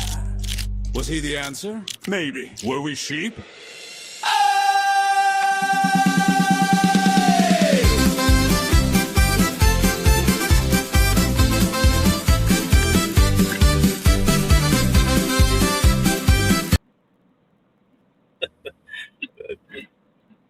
I had fun with it. Leave me alone. Yeah, what's about it, Dixie? You don't like that one? I thought it was funny. I couldn't hear it because I'm playing the audio through my car speakers, so I can't hear. I could hear your voice, so I'll probably have to watch it when I go back and watch the replay. I got a second one I did too, but I'm a 64 Impala. How about a 62? Because that's what I had. I had a 62 Impala. That was my first car. Missed that fucking car. Repeat that. Yeah, it's not as good. If you read the lyrics, it's pretty fucking funny. It just didn't relay over the right way.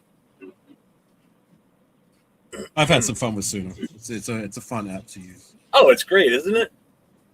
It's awesome. Yeah, it's good. I absolutely love playing around with it. Hey, that's where I've got all my other songs from. That's where I've done the Raider Connection. Well, what's the app you use for your thumbnail?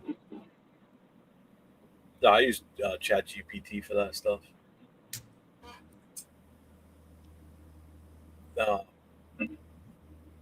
Actually, Thursday night is going to be the new unveiling of the Raiders Coast to Coast intro.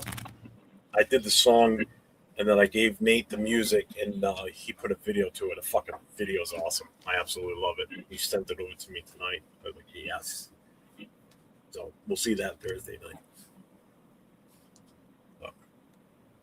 But yeah, we're at 3 hours. I think I'm ready to call it. All right. Kev, thanks for coming in here. I appreciate you. Good to see you guys. Yeah. But it's been a while. So I appreciate you coming in, man. For sure. Always. And, good times as always. Good to see you, Kev. Good to see you. Good to see you, brother. All right. Been too long. Make sure you guys All right. get over to Afakasi Raider. He's back back in his home country now. Has been for what, about a week now? He's been back 2 weeks. Yeah, nearly 2 weeks, man.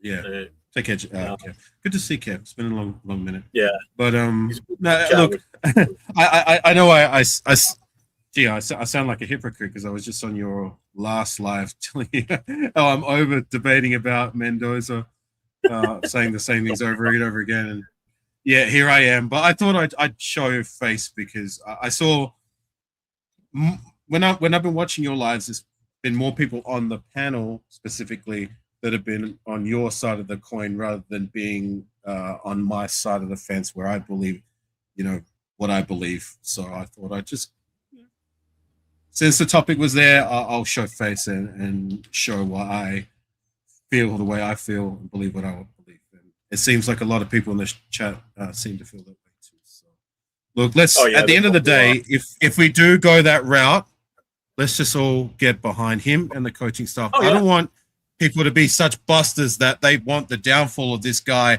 just so they can come out and say, yeah, see, I told you so. And I'm not saying you, Jeff.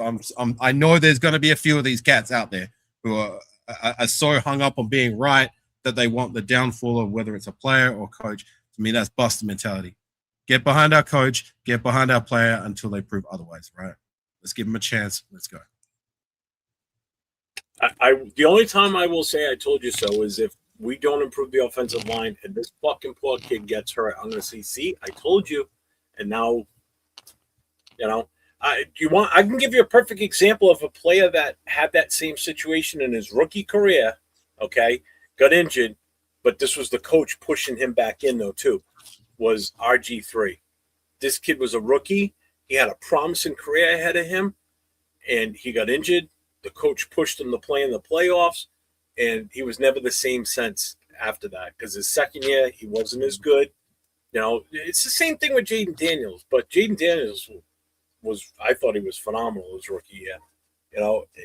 If you're not with RG3 though, wasn't that more so his leg was? Sorry, RG3, yeah, that was his injury, but that was also the coach pushing to get him back out there. But if you don't protect, I agree with you there. If you don't protect these players at such a young age, man, when they come in from the draft, that you, in some cases, especially if he's the future of your team, he's the number 1 overall pick. You've got a lot invested in that kid. Okay, you have to protect him with kid gloves. You have to make sure, especially a quarterback, because it's such a nasty position to play. And teams want to tee off on quarterbacks. You see it all the time, man. How bad do you think Max wants to lay the fuck out of Mahomes? He wants to fucking kill him every shot he gets. Any quarterback. Khalil Mack, same way. Myles Garrett from Cleveland. All they want to do is get back to the quarterback and knock him into next week. So if you're not protecting this kid and making sure that he's going to have a viable career with us, then we're wasting money, or we're wasting draft equity is what it comes down to. So that's why if we don't protect him, it's all for naught. And that's where I need to make sure, or I feel that we need to make sure that we're making the right choice. And again, like I said, even if it doesn't happen year one, we can do that in time. I highlighted that with Derek Carr. But you just can't put him in a position to get. Yeah, but you remember, Derek Carr was not a first round overall number 1 pick. So I know. I still stand by what I said. Go ahead. What are you going to say? No, I said I still stand by what I said. No, and I guess it's still okay. Still same principle. But there was less. He didn't have the offensive line. But there was less pressure on Carr to go out there and perform to that level of being a starter when he was a 2nd round pick, or when you're the number 1 overall, pressure's on you because everybody's expecting you to be this guy up here, not a mid type guy. And if he spends the rest of his career being a mid, like Carr was basically, he was a mid-level quarterback. He wasn't a superstar elitist. He was on that cusp of possibly getting there some 2016. Yep. But he never hit that high upper echelon when he was a player. If Mendoza's just mid through the years, but we are successful, people will overlook that. But if he comes out and we're not protecting him and we're not building around him for the future too, then what was the true value of that number one pick? So it's like, Look, and again, my I hope for the best for him. my principle still is the same. I get it. If Derek Carr was a second rounder, Mendoza will likely be the first selection overall. But the principle is still there. Derek Carr was still a rookie year one who didn't have the greatest offensive line, yet he was still able to make it work. If Derek Carr can make it work year one, there's no reason why Fernando Mendoza can't make it work for the most part year one. Mm-hmm. I mean, it's not ideal, but it can be done. We have, I think, actually, when you look back, like we had Donald Penn, Steve Wisniewski, and Jared Veldea back when Derek Carr first started. That's not too bad on paper. But when I look at what we have on paper, Colton Miller and the other younger guys like DJ Glaze, JPJ, Caleb Rogers, Charles Grant, there's guys there with the right coaching that can maybe give us better than that. And then if we do get to one offensive lineman, even if it's not year one, if it's year two and we have to wait till next year to get these offensive linemen, all I'm trying to say is it can still work. Not ideal. We can make it work. Yep. But we're never going to make it work unless we try. The time is now. You got to try.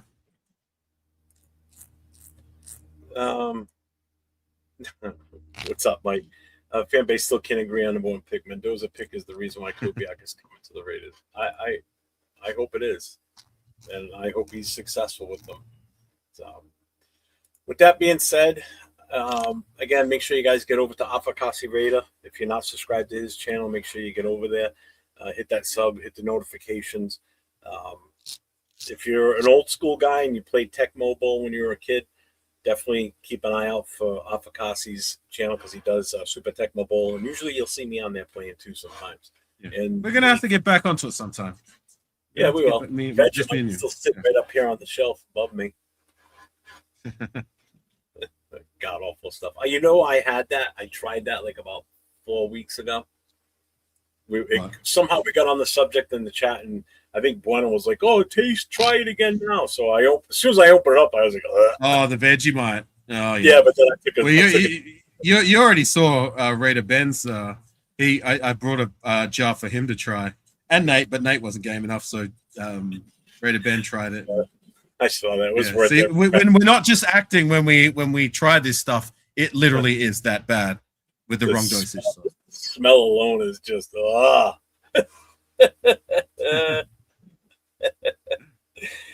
But all right, everybody. I'll see you Tuesday night. The Most Notorious with myself, Leo, and Raider Will from Silver and Black Podcast, and then Wednesday night, Raider Connection, myself, Leo, Jay from Just Raiders Baby, and LV Raider 10. So until then, everybody, have a wonderful rest of your night, and stay safe and go Raiders. 401. 401.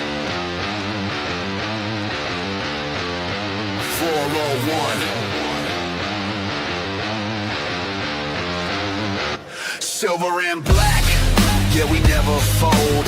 New winning roots with a Raider soul. East Coast grind, West Coast pride. Raider Nation, worldwide. 401. Say it loud, 401.